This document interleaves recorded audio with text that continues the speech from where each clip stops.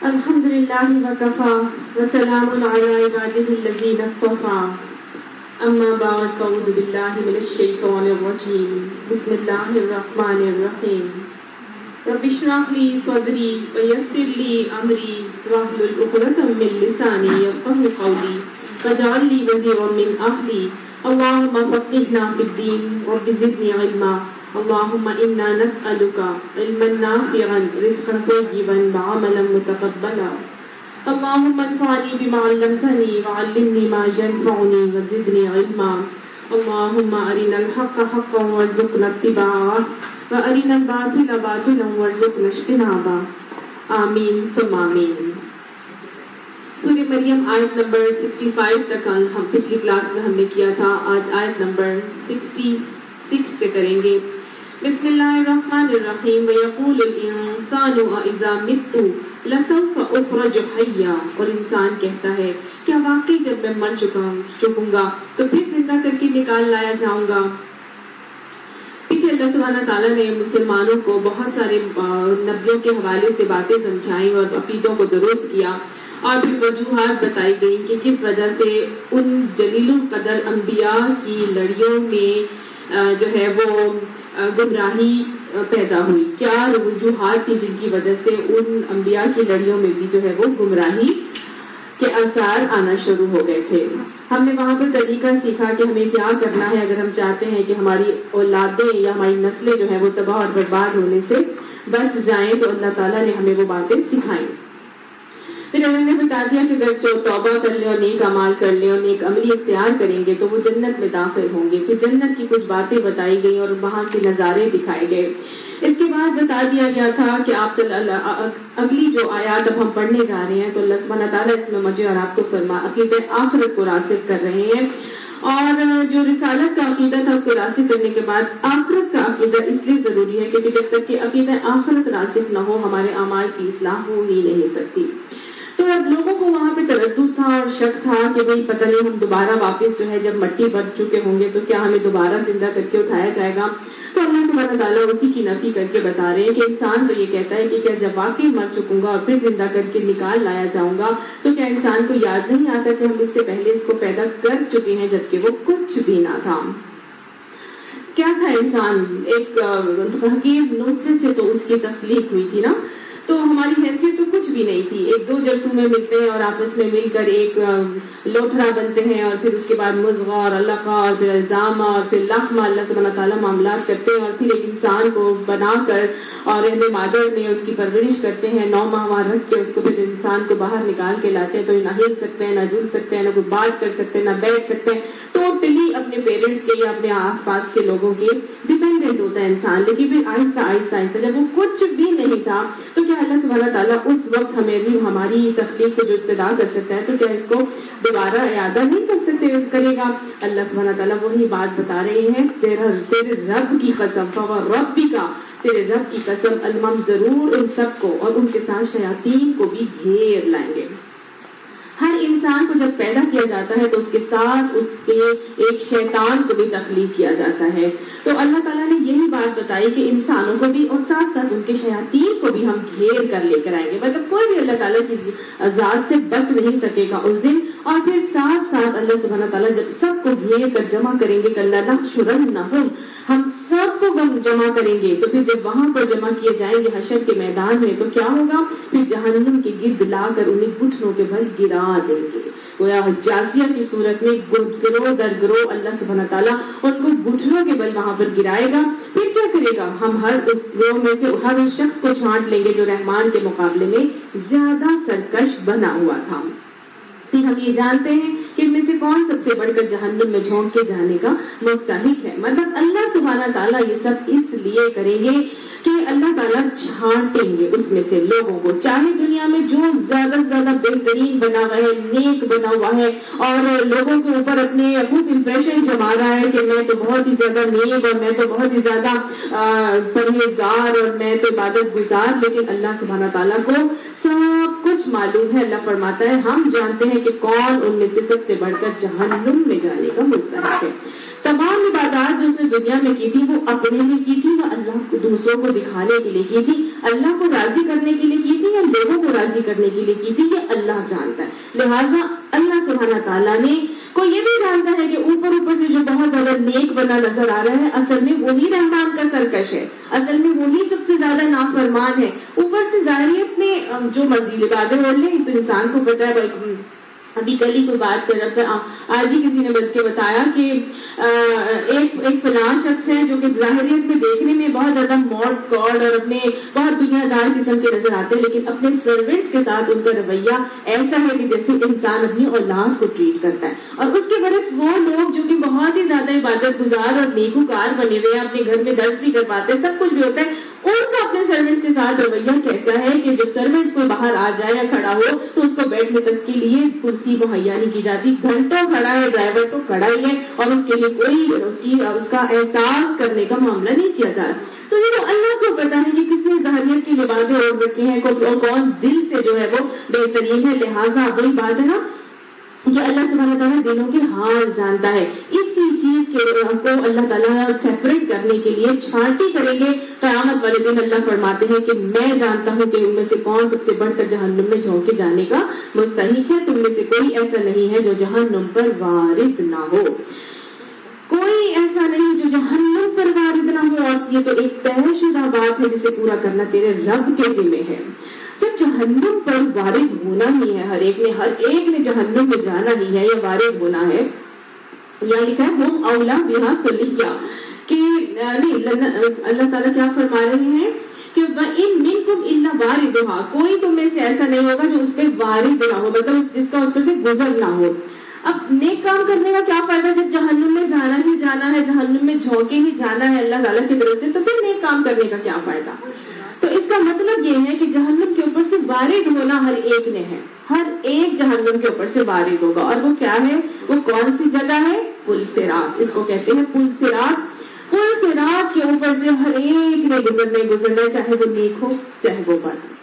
ٹھیک ہے نا. اب اللہ سبحانہ تعالیٰ نے یہ اتنی بڑی آزمائش کا معاملہ کیوں رکھا؟ جب اللہ نے دنیا میں آزمائش ہمارے لیے رکھی تھی، امتحان ہمارے امتحان گاہ دنیا میں بنا دیا تھا، تو بس ٹھیک ہے، ختم ہو جاتا. اب ہم ہر چیز کو پاس کر کے وہاں پر پہنچ گئے، اعمال نامے بھی مل گئے، اب ہمیں جانا ہے، تلنے کا معاملہ بھی ہو گیا، حشر کے میدان کی بھی سختیاں گرمیاں سب کچھ جھیل لی، ساری چیزوں سے گزر گئے. اب کیا ضرورت تھی کہ اب ہم جو ہے وہ جہنم کے اوپر سے گزر کے جنت کی طرف جاتے؟ یہ تو اعمال نامے ملنے کے بعد ہوگا نا جہنم پل صراط کا معاملہ. تو بات اصل میں یہ ہے کہ یہ اللہ تعالیٰ کی طرف سے سمجھ لیں ایک آخری امتحان ہے، اور جنت کی نعمتوں کا مزہ لینے کے لیے اس وقت کا ایک انتہا سے زیادہ سخت اور کڑی آزمائش ہے، تاکہ جنت کی نعمتیں جب ملے تو ان کو اس کی اصل نعمت کی قدر محسوس ہو سکے. سمجھ آئی؟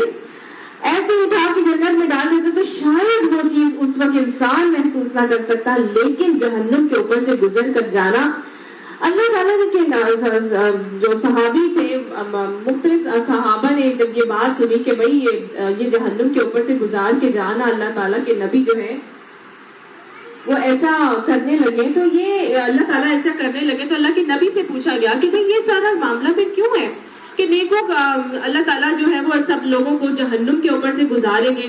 تو اللہ تعالیٰ کے نبی نے آگے سے بتایا کہ دیکھو، جسے اللہ نے فرمایا کہ جسے پورا کرنا تیرے رب کا ذمہ ہے، پھر ہم ان لوگوں کو بچا لیں گے جو دنیا میں متقی ہوئے، یعنی کہ جو دنیا اور ظالموں کو اسی میں گرا ہوا چھوڑ دیں گے. یعنی جو متقی لوگ ہیں وہ اس جہنم کے اوپر لگائے جانے والے پل صراط سے ایسے گزر جائیں گے کہ ان کو محسوس ہی نہیں ہوگا.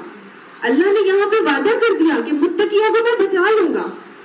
وہ جہنم کی حرارت کو بھی محسوس نہیں کر سکیں گے، وہ جہنم کے عذاب کو بھی محسوس نہیں کر سکیں گے. ان کو یہ فیل ضرور ہوگا، ان کو یہ ہوگا، لیکن وہ گزریں گے کیسے؟ حدیث ہمیں اس کے بارے میں بہت خوبصورت گائیڈ لائن پرووائڈ کرتی ہے. ہمیں پتہ چلتا ہے کہ آپ صلی اللہ علیہ سعید قدری فرماتے ہیں کہ آپ صلی اللہ علیہ وسلم سے ہم نے پوچھا کہ یا رسول اللہ صلی اللہ علیہ وسلم یہ پل صراط کیا چیز ہے؟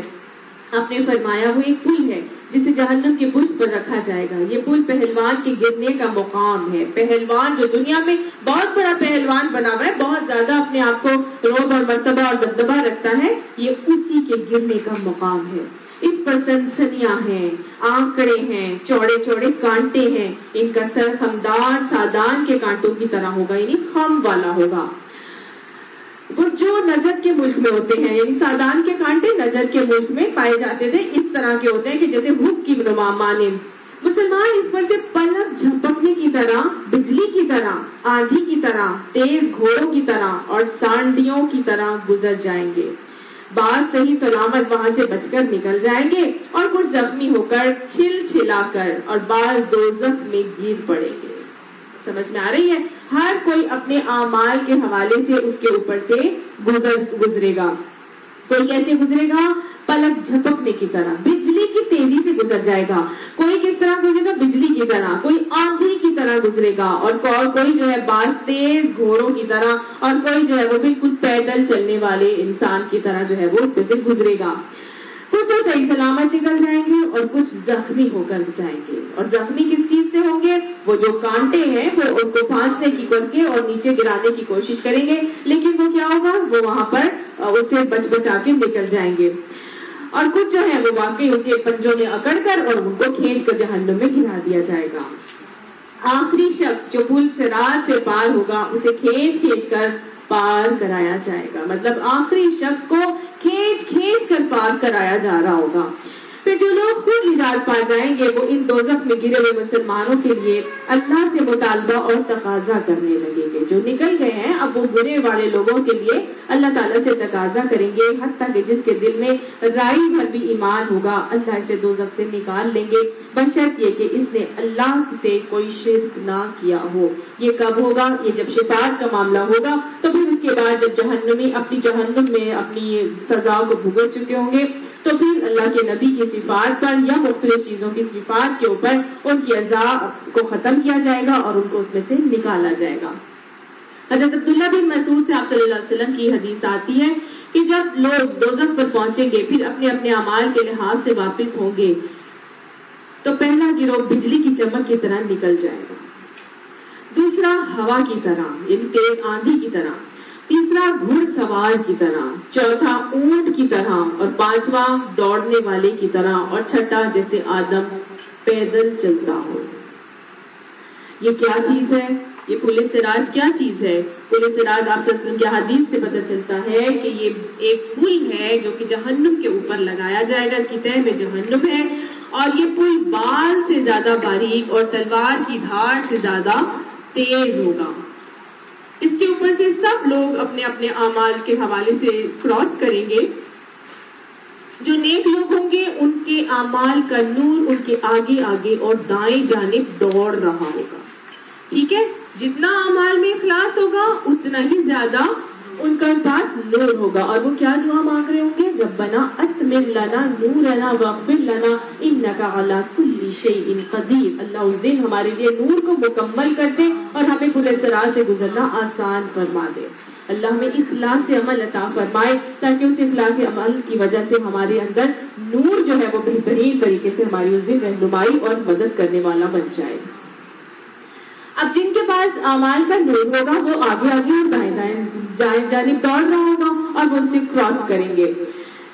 کچھ لوگ ایسے ہوں گے جن کے اعمال ہوں گے تو صحیح لیکن اس میں اتنا اخلاص نہیں ہوگا, کبھی کر لیا کبھی نہیں کیا, تو ان کے اندر جو نور ہوگا وہ کہتے ہیں سب سے کم نور جو ہے وہ منافق کے اندر ہوگا. اور وہ منافق جیسے ڈاواں ڈول رہتے تھے اپنے اعمال کے حوالے سے, آسان لگا تو کر لیا, مشکل لگا تو چھوڑ دیا, تو بالکل اسی طرح سے ان کا نور بھی ڈگمگا رہا ہوگا اور کم سے کم نور اس کے انگوٹھے کے اندر جو ہے وہ پایا جا رہا ہوگا. تھوڑی سی چمک آئے گی تو تھوڑا سا چلے گا اور پھر رک جائے گا ٹھٹک کر, جیسے کہ ان کی مثال سورہ بقرہ میں شروع میں دی گئی. تو بس اسی طرح سے نور کی کیفیت ہے جو کہ تمام لوگوں کے لیے وہاں پر دیا جائے گا. مومن کی شان کیا ہے؟ جو تیزی سے اڑ کر جیسے گزر جائے گا. اور منافق کی شان کا معاملہ یہ ہوگا کہ وہ بہت اٹک اٹک کے چل رہا ہوگا. جب وہ اٹک اٹک کے چل رہا ہوگا تو آنکڑے اس کے پاؤں کو پھنسائیں گے اور اس کو جہنم میں گرانے کا معاملہ کریں گے. اگر تو اعمال اتنے اسٹرانگ ہوئے تو ہو سکتا ہے کہ اوپر ہی وہ رک جائے اور چھلا کے کسی نہ کسی طرح اس برج کو کراس کر جائے پل صراط کے. اور اگر اعمال نہ ہوئے, کسی کام کے نہ ہوئے, تو پھر وہ اندر جہنم کے گر کر کسی کے ساتھ بھی اس دن زیادتی اور ظلم کا معاملہ نہیں کیا جائے گا. ہر ایک کا معاملہ اس کے عمل کے حوالے سے ہوگا. تو یہ کچھ پل صراط کی تفصیل ہے جو یہاں پر ہے. اور ظالموں کو, یہ کون سے ظالم تھے جس کے لیے اللہ تعالیٰ فرما رہا ہے کہ اسی میں گرا ہوا چھوڑ دیں گے. یہ وہ ظالم ہیں جنہوں نے شرک کیا تھا. ان الشرک لظلم عظیم. اللہم وقنا عذاب النار. اب دیکھیے دنیا کے جتنے پرچے ہیں, اسائنمنٹس ہیں, یہ اللہ تعالیٰ کی طرف سے ملے اور آپ کے لیے امتحان کے پرچے ہی ہے نا. تو ہر چیز کا ایک مقصد ہے جو اللہ تعالیٰ نے رکھا ہے. اگر پیٹرول گاڑی میں نہ ڈالیں تو پیٹرول گاڑی کیسے چلے گی بغیر پیٹرول کے؟ اسی طرح جب پین کے اندر ہم کوئی انک نہیں ڈالیں گے تو پین کیسے چلے گا؟ وہ لکھے گا تو نہیں. لہٰذا ہمارے ہر عمل میں پھر کس چیز کا ہونا ضروری ہے؟ اخلاص کا ہونا ضروری ہے. سمجھ آ گئی؟ تو یہ ہمارا ہر عمل اخلاص سے ہوگا بھرپور, تبھی یہ عمل ہمارے لیے اس دن نور کا باعث بنے گے. ان لوگوں کو جب ہماری آیات کھلی کھلی سنائی جاتی ہے تو انکار کرنے والے ایمان لانے والوں سے کہتے ہیں کہ بتاؤ ہم دونوں گروہوں میں سے کون بہتر حالت میں ہے اور کس کی وجہ سے زیادہ شاندار ہے.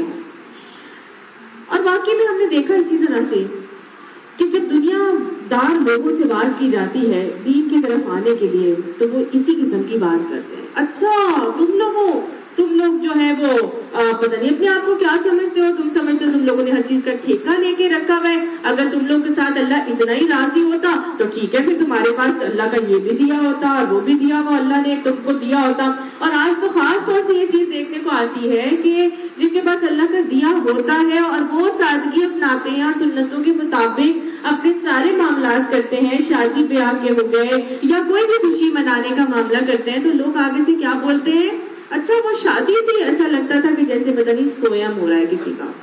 ہمارے تو گھروں میں سویم اس طرح ہوتا ہے. اور بلکہ جو دنیا دار لوگ ہیں ان کے تو سویم بھی اتنے زیادہ گلیمرس قسم کے ہوتے ہیں کہ ہر کوئی باقاعدہ طور پہ وائٹ جوڑا سلوا رہا ہوتا ہے.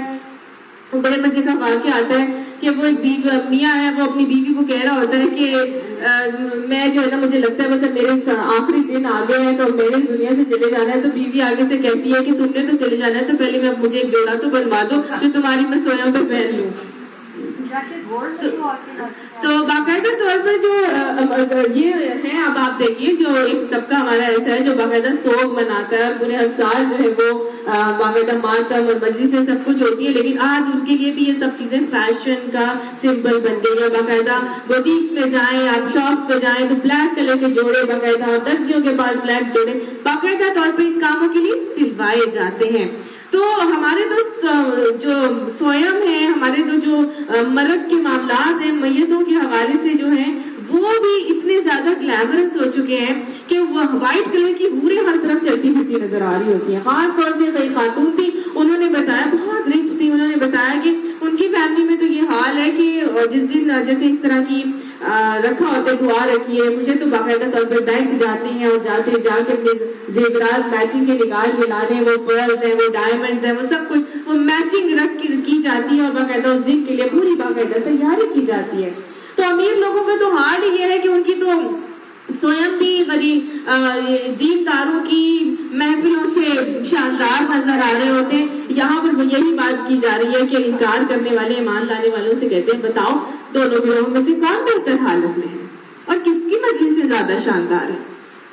مجلسیں جب دنیا داروں کی ہوتی ہیں, خوشیوں کی ہوں تو وہ کیسی ہوتی ہیں؟ وہ تو پھر ہر طرف جو ہے وہ شادیانے بھی ہیں, وہ گانے بجانے بھی ہیں, مخلوط محفلیں بھی ہیں, ناچ گانے بھی ہیں, پھر شراب کی محفلیں بھی چل رہی ہیں. آج کیا نہیں ہو رہا ہمارے معاشرے کے اندر؟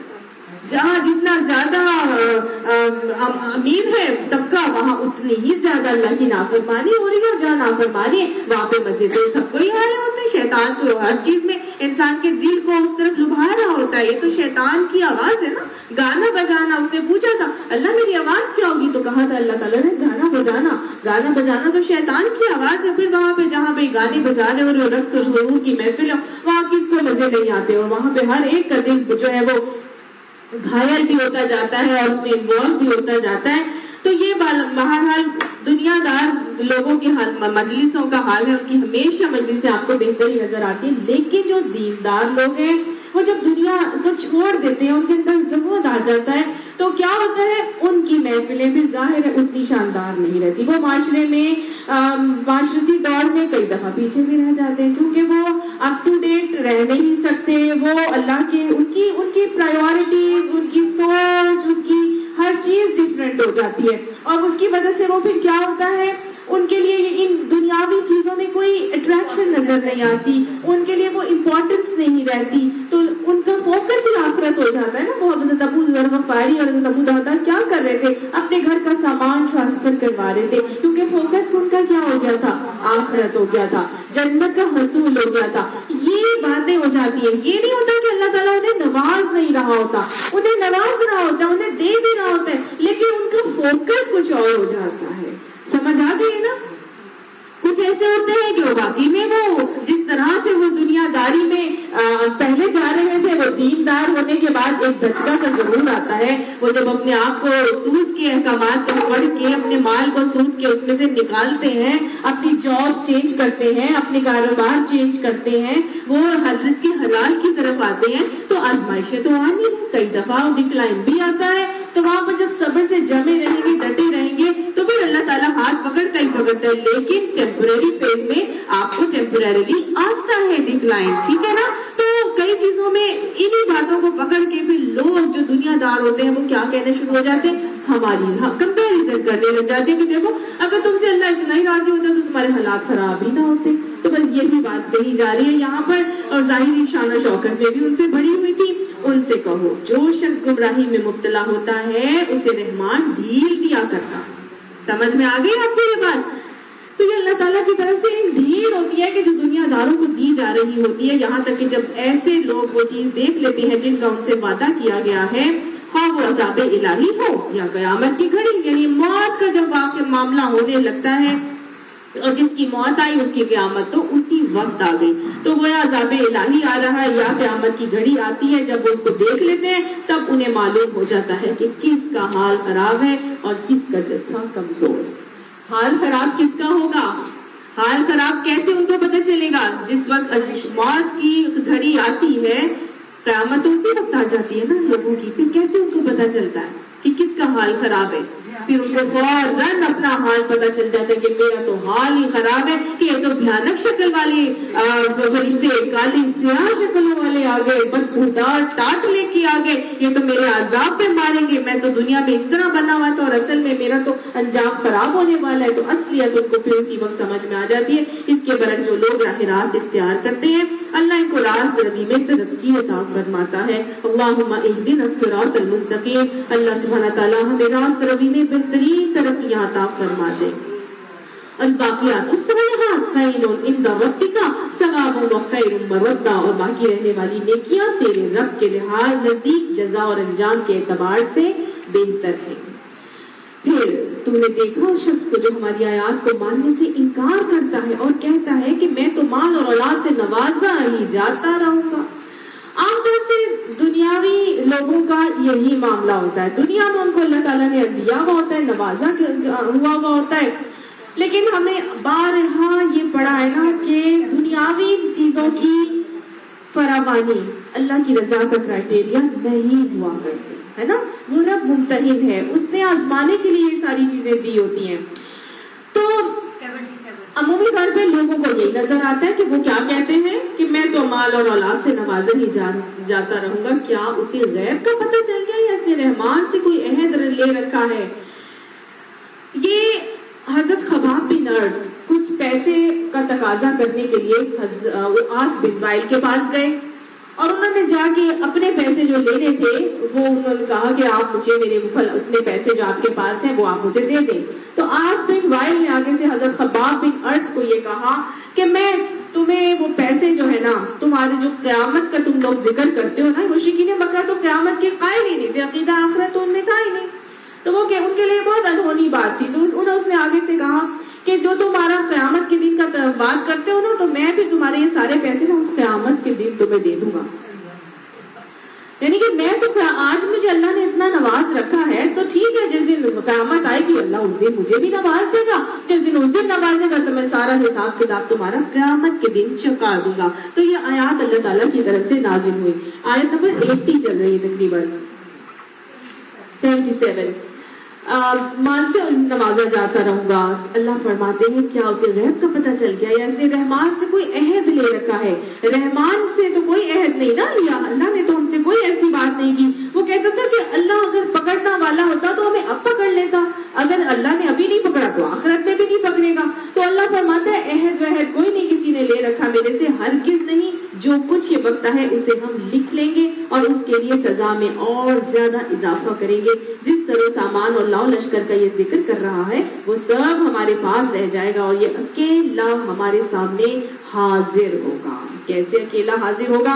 اسی طرح اکیلا جس طرح اکیلا اس دنیا میں تنہا آیا تھا, ہاتھ میں کوئی ساز و سامان لے کے نہیں آیا تھا, لہٰذا دنیا سے جاتے وقت بھی کوئی ساز و سامان لے کر نہیں جائے گا. اور اللہ تعالیٰ کے سامنے جب جواب دہی کے لیے پہنچے گا تو اللہ تعالیٰ اسے کیا فرمائیں گے؟ لقد جئتمونا فرادا, البتہ آ گئے نا آج تم ہمارے پاس اکیلے تن تنا, کما خلقناکم اول مرہ, جس طرح ہم نے پہلی دفعہ تمہیں تخلیق کر کے دنیا میں بھیجا تھا اسی طرح تم اکیلے میرے پاس تن تنہا حاضر ہوئے ہو. اللہ سبحانہ تعالیٰ اس دن کی حاضری ہمارے لیے آسان کر دینا.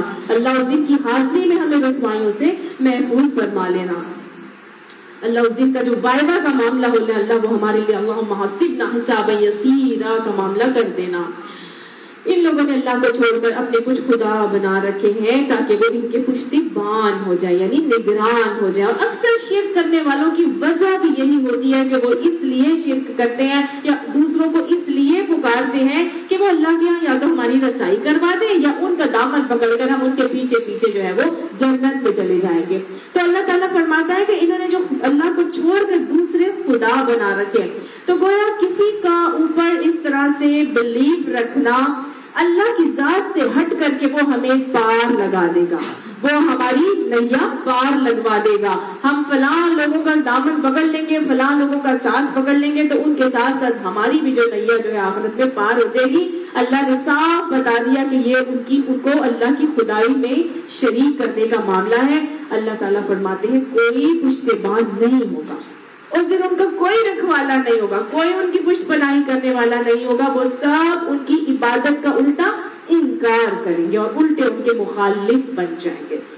یعنی وہ صاف منع کر دیں گے اور وہ صاف کہہ دیں گے کہ یہ جو ناظریں چڑھاوے تم ہمارے اوپر چڑھاتے تھے نا ہمیں خوش کرنے کے لیے, ہم نے تمہیں اس چیز کا حکم نہیں دیا تھا. ہم نے تمہیں نہیں کہا تھا کہ آؤ اور منتیں مانو اور ہم سے آگے مانگو اور ہم سے آگے یہ جو ہے حاجت روائی کے معاملات کرو کہ ہم تمہاری مشکل کشائی کر دیں گے. ہم نے تو تمہیں نہیں کہا تھا, تم نے تو یہ خود اپنی تسلیاں کے لیے ہمیں اپنا خدا بنا کے رکھا ہوا تھا. گویا بتایا جا رہا ہے شرک کی ٹوٹل نفی کے حوالے سے کہ یہ جو تمام قسم کی پشتیبانی کے کانسیپٹس ہیں کہ وہ ہمارے اس دن پشت پناہی کریں گے اور ہم ان کو خوش کرنے کے لیے جتنے معاملات کر رہے ہیں اس دن وہ کیا کریں گے, الٹا ہمارے مخالف بن جائیں گے اور اپنی تمام معاملات سے انکار کر دیں گے کہ ہم نے تمہیں ان عبادتوں کا حکم ہرگز نہیں دیا تھا. اللہ ہمیں شرک کی پہچان عطا فرمائے اور اس شرک سے بچنے کی توفیق بھی نصیب فرمائے. اللہ ہمارے حکمرانوں کو یہ بات سمجھا دے کہ یہ جو سارے مزار بنا کے رکھے ہوئے ان سب کو تہز نہز کر کے اس کو ٹوٹلی ختم کر دیا جائے. وہ خود چاہتے ہیں وہاں اللہ انہیں ہدایت عطا فرمائے. کیا تم دیکھتے نہیں ہو کہ ہم نے ان منکرین حق پر شیاطین چھوڑ رکھے ہیں جو انہیں خوب مخالفت حق پر اکسا رہے ہیں. اصل بات یہ ہے کہ اللہ نے ان کے اوپر شیاطین چھوڑ رکھے. پیچھے تو بڑا کہ ان کے ساتھ ان کے شیاطین کو بھی گھیر لائیں گے. گویا ہر شخص کے ساتھ ایک شیطان پیدا ہوتا ہے, تو جب وہ شیطان پیدا ہوتا ہے تو وہ کیا کرتا ہے, اس کے اندر اس کے خون میں اس کی رگوں میں دوڑتا ہے. تو اللہ تعالیٰ فرماتا ہے یہی شیاطین جو ہے نا یہ ان کو مخالفت پر اکسا رہے ہیں. انہوں نے اپنے نفس کے شیطان کو خدا بنا رکھا ہے, انہوں نے اس کی باتیں ماننا شروع کر دی ہیں تو یہ اور اکساتے ہیں. اچھا تو اب ان پر نزول عذاب کے لیے بےتاب نہ ہو. ہم ان کے دن گن رہے ہیں. وہ دن آنے والا ہے جب متقی لوگوں کو ہم مہمانوں کی طرح رحمان کے حضور پیش کریں گے. قیامت کے دن کی بات ہے کہ اس دن جب قیامت کا دن آئے گا تو متقی لوگوں کو اللہ سبحانہ تعالیٰ کے حضور کیسے پیش کیا جائے گا؟ مہمانوں کی طرح. اس دن ان کی ضیافت کی جائے گی. اس دن ان کو قبر میں ہی ان کو تو جنت کے لباس دے دیے تھے, جنت کے بچھونے عطا فرما دیے تھے, جنت کی کھڑکی کھول دی گئی تھی, حد نگاہ جنت کو وسیع کر دیا گیا تھا. لیکن جس دن آخر اللہ تعالیٰ کے حضور پیشی کا معاملہ ہوگا تو مہمانوں کی طرح ان کو رکھا جائے گا. اللہ کے عرش کے سایوں کے نیچے کھڑے ہوں گے. ان کو جہنم کی حدت اور حرارت اور تپش نہیں ستا رہی ہوگی. ان کو اللہ تعالیٰ نور کے منبروں پر بٹھائیں گے. ان کو وہ جو اپنا حق ہونے کے باوجود بھی, جو اپنا کہتے ہیں کہ مال و دولت ہونے کے باوجود بھی سمپل لباس پہنتا تھا, اللہ تعالیٰ اس کو کیا کریں گے؟ اس دن کہیں گے جنت کے جتنے چاہے لباسوں میں سے لباس جو چاہتے ہو پہن لو. تو اللہ سبحانہ تعالیٰ اس دن اس کو جنت کے لباس عطا فرمائیں گے. اس کی نور کے منبروں پر بٹھا کے اس کی مہمان نوازی کا معاملہ کیا جائے گا. اور وہ لوگ جو خالصتاً اللہ کی رضا کے لیے ملتے تھے اور جدا ہوتے تھے, اللہ تعالیٰ ان کو بھی نور کے ممبروں پر بٹھائے گا. اور انبیاء اور شہداء بھی ان پر رشک کر رہے ہوں گے. اللہ نور میں شامل فرما دے. اور مجرموں کو کیا کیا جائے گا؟ مجرموں کو پیاسے جانوروں کی طرح جہنم کی طرف بھاگ لے جائیں گے. پیاسے جانوروں کی طرح کیوں لے کے جائیں گے؟ اللہم اجرنا من النار. اس لیے کہ انہوں نے اپنے دنیا کی زندگی میں اپنے آپ کو قرآن کے علم سے سیراب کیا ہی نہیں تھا. وہ تو قرآن کے معاملات میں اندھے بنے رہے تھے. وہ تو قرآن کے علم سے کس سے پیاسے رہے تھے. لہٰذا اللہ سبحانہ تعالیٰ آخرت میں بھی ان کے ساتھ کیا معاملہ کریں گے؟ ان کو پیاسے جانوروں کی طرح ہانک ہانک کر جہنم رسید کریں گے. پیاسے اس لیے بھی ہوں گے کیونکہ حشر کی گرمی میں سورج سوا نیزے پر ہوگا اور ہر کوئی اس کی وجہ سے اپنے اپنے پسینوں میں ڈوب رہا ہوگا. پانی پینے کو نہیں دیا جائے گا کیونکہ سنتوں کی تباہی نہیں تھی, وہ تو بدعتوں پر چل رہے تھے. لہٰذا ان کو تو حوض کوثر کے پانی سے بھی محروم کر دیا گیا تھا. تو پیاس پیاس پیاس پیاس لگ رہی تھی. نمازیں وہ پڑھتے نہیں تھے, نمازیں انہوں نے ضائع کر دی تھی اپنی. تو جو نمازی نہیں ہوگا تو وہ بے نمازی اگر پیاس کی حالت میں مر گیا تو ساری عمر اس کی پیاس کبھی نہیں بجھے گی. تو یہ وہ سارے معاملات ہیں جس کی وجہ سے ان کو پیاس سے جانوروں کی طرح اس دن ہانک ہانک کے لے کے جایا جائے گا. ایک ون آفٹر دا ادر وہ سب چیزیں ایگزیجریٹ ایکسینچویٹ کی جا رہی ہیں اور وہ بڑھتی ہی جا رہی ہے, بڑھتی ہی جا رہی ہے ان کی پیاس. اللہ سبحانہ تعالیٰ ہمیں نمازی بنائے. اللہ ہماری موت جو ہے وہ پیاس کی حالت میں نہ ہونے پائے. اللہ سبحانہ تعالیٰ حشر کی گرمی اور پیاس سے بھی ہمیں محفوظ فرما. اللہ سبحانہ تعالیٰ اس دن حشر کے دن ہمیں حضرت آپ صلی اللہ علیہ وسلم کے ہاتھوں مبارک سے حوض کوثر کا جام پینا نصیب فرما. اور اللہ سبحانہ تعالیٰ ہمیں جہنم کی تپش اور حرارت سے بھی محفوظ فرما. اس وقت لوگ کوئی سفارش لانے پر قادر نہیں ہوں گے بجز اس کے جسے رحمان کے حضور سے پروانہ حاصل کر لیا ہو. ہم اچھی طرح شفاعت کا کانسیپٹ اور سفارش کا کانسیپٹ پڑھ چکے ہیں کہ کن لوگوں کو اللہ تعالیٰ قیامت کے دن سفارش کا جو ہے وہ اختیار دیں گے.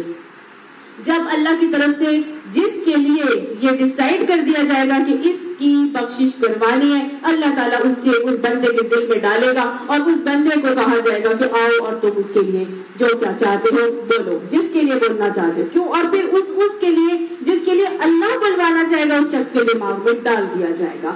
جب آپ صلی اللہ علیہ وسلم سے اللہ سبحانہ تعالیٰ سفارش کے معاملات کروانا چاہیں گے تب حضور صلی اللہ علیہ وسلم کے دماغ میں آئے گا کہ میرے کچھ امتی جہنم میں بھی ہیں. اس سے پہلے آپ صلی اللہ علیہ وسلم اپنے ساتھیوں کے ساتھ جنت میں جا چکے ہوں گے. اللہ تعالیٰ انہیں بلا دے گا اور اللہ تعالیٰ جب چاہے گا کہ جہنمی اپنی جہنم کی سزا بھگت چکے ہیں اب ان کی سفارش کروا دی جائے تاکہ ان کو نکالا جائے. یہ سب اللہ کے اختیار سے ہو رہا ہوگا, کسی کا کوئی اختیار نہیں ہوگا. سمجھ آ گئی نا؟ تو یہ تو ہوئی سفارش انسان کے حوالے سے.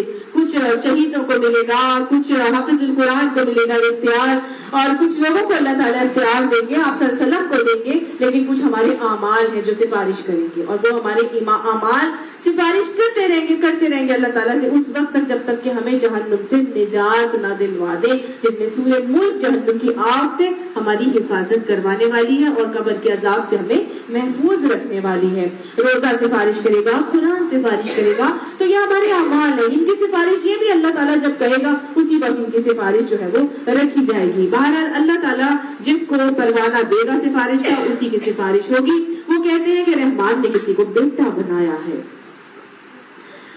اللہ سبحانہ تعالیٰ نے اپنا نام یہاں پہ بار بار رحمان رکھا ہے، رحمان رکھا ہے۔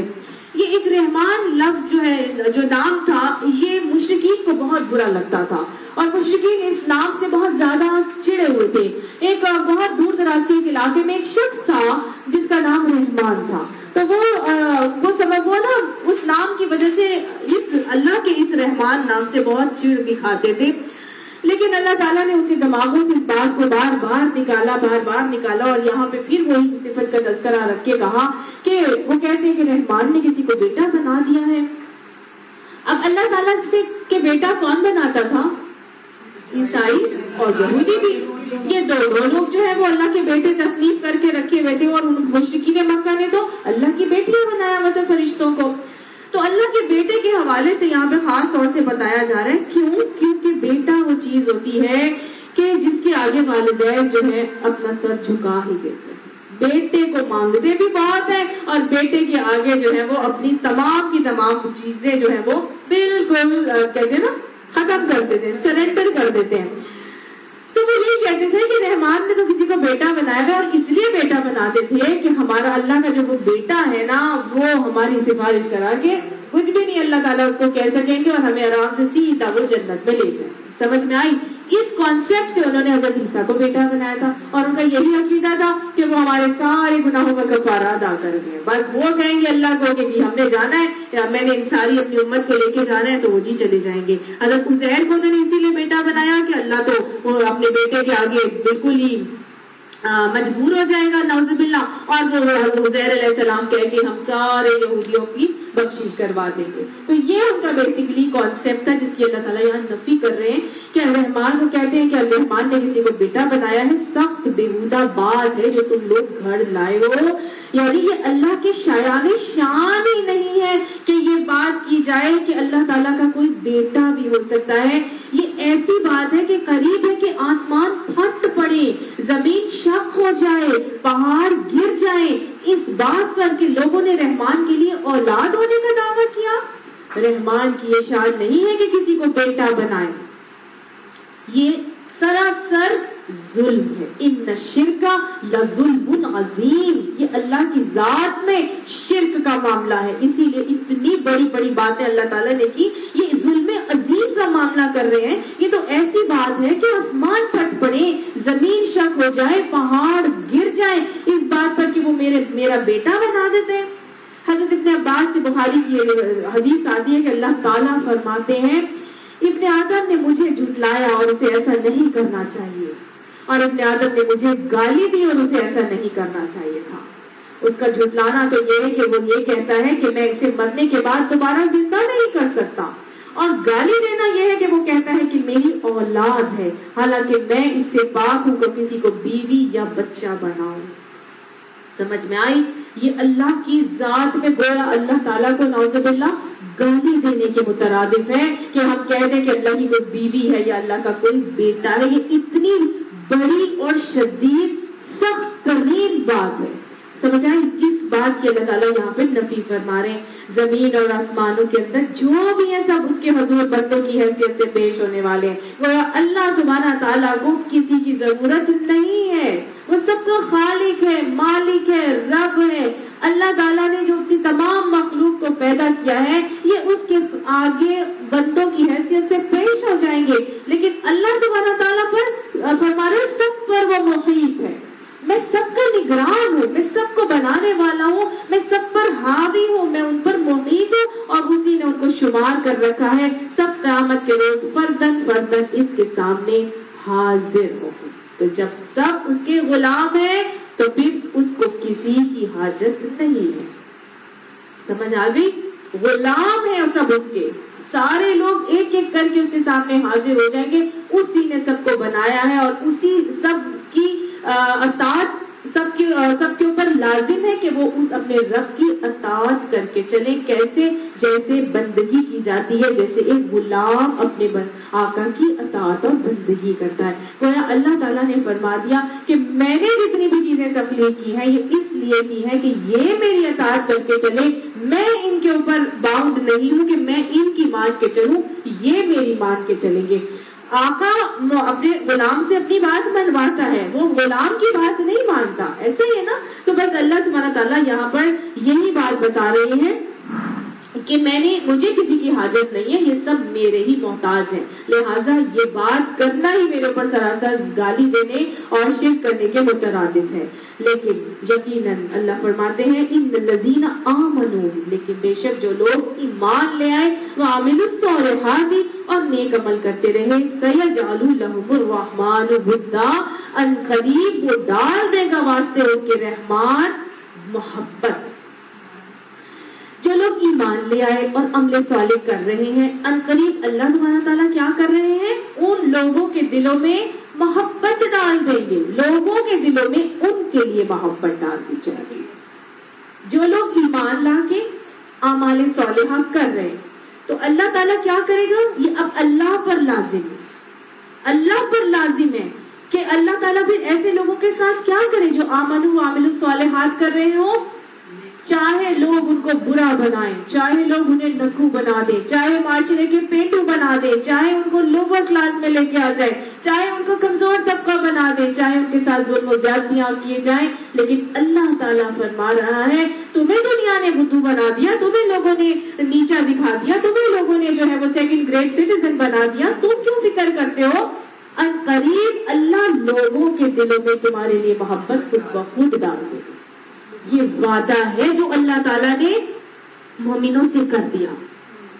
پہلے اللہ تعالیٰ نے ایک وعدہ کیا تھا نا، انتم الاعلون ان کنتم مؤمنین، تم کیوں ولا تہنوا ولا تحزنوا، انتم الاعلون، تم کیوں غم کھاتے ہو، تم کیوں پریشان ہوتے ہو، انتم الاعلون، تم ہی اوپر ہونے والے ہو، ان کنتم مؤمنین، اگر تم ایمان لانے والے ہو. آج اللہ تعالیٰ نے میرا آپ کا جذبہ بڑھا دیا یہ بات کہہ کے پریشان نہیں ہو، فکر نہ کرو. تم کیوں پریشان ہوتے ہو کہ لوگ تمہیں برا بھلا کہہ رہے ہیں؟ حدیث کا بہت خوبصورت بات آتی ہے نا، ایک نے ہمیں دعا سکھائی، اللہم انی اسألک حبک وحب من یحبک والعمل الذی یبلغنی حبک. اللہ میں تجھ سے تیری محبت کا سوال کرتا ہوں اور اس عمل کا سوال کرتا ہوں جو مجھے تیری محبت کے قریب لے کے آ جائے، ہے نا. تو یہاں پر کیا ہو رہا ہے؟ اللہ تعالیٰ اس بندے سے محبت کرنے لگ جاتے ہیں. جو بندہ اللہ کو مان کر اللہ کی مان رہا ہوتا ہے نا، پھر وہ کسی کی پرواہ نہیں کر رہا ہوتا.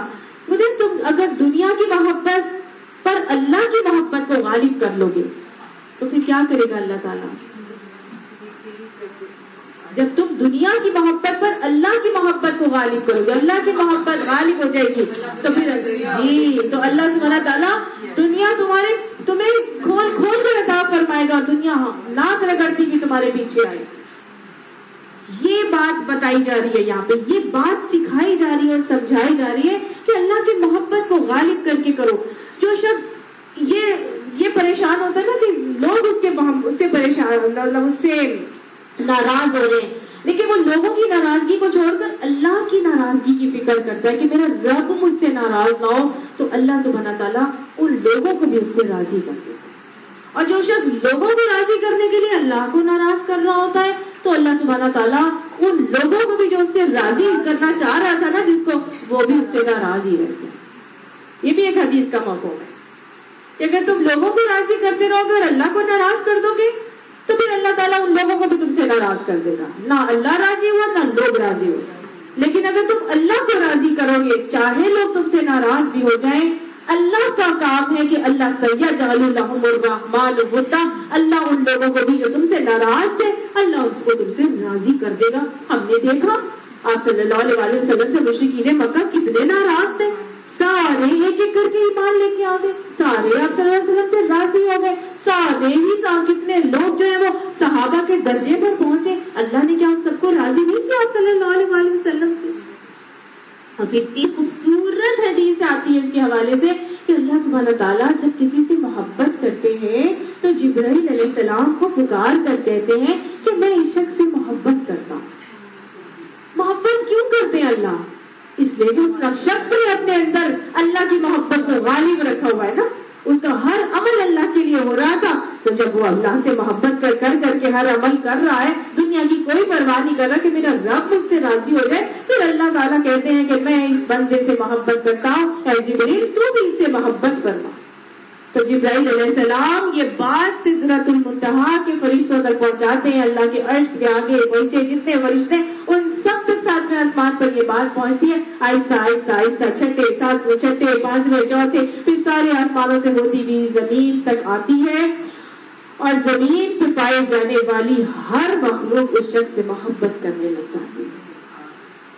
حدیث ہمیں اس آیت کی تفسیر میں یہ بات بتاتی ہے کہ پھر ہر چیز حتیٰ کہ سمندر کے اندر پائی جانے والی مچھلیاں بھی اس شخص سے محبت کرنے لگتی ہیں اور اس کے حق میں دعائیں کرنے لگ جاتی ہیں. سبحان اللہ. اور ہم نے دیکھا کہ پھر ایسے ہی ہوتا ہے, واقعی ایسے ہی ہوتا ہے. چند دنوں کی یہ مجبوری اور پریشانی اور تکلیفیں ضرور آتی ہیں, لیکن پھر اللہ کا وعدہ ہے کہ پھر اپنے آپ سے مستقاموں تنزل علیہم الملائکہ کا معاملہ تو پھر اللہ تعالیٰ سکینے دیتا ہے. انسان جمع رہے, ڈٹا رہے اور کرتا رہے عمل, تو پھر اللہ تعالیٰ لوگوں کے دلوں میں اس کے لیے محبت ڈال دیتے ہیں. اللہ سبحانہ تعالیٰ کو ہمیں اپنی محبت عطا فرما دے.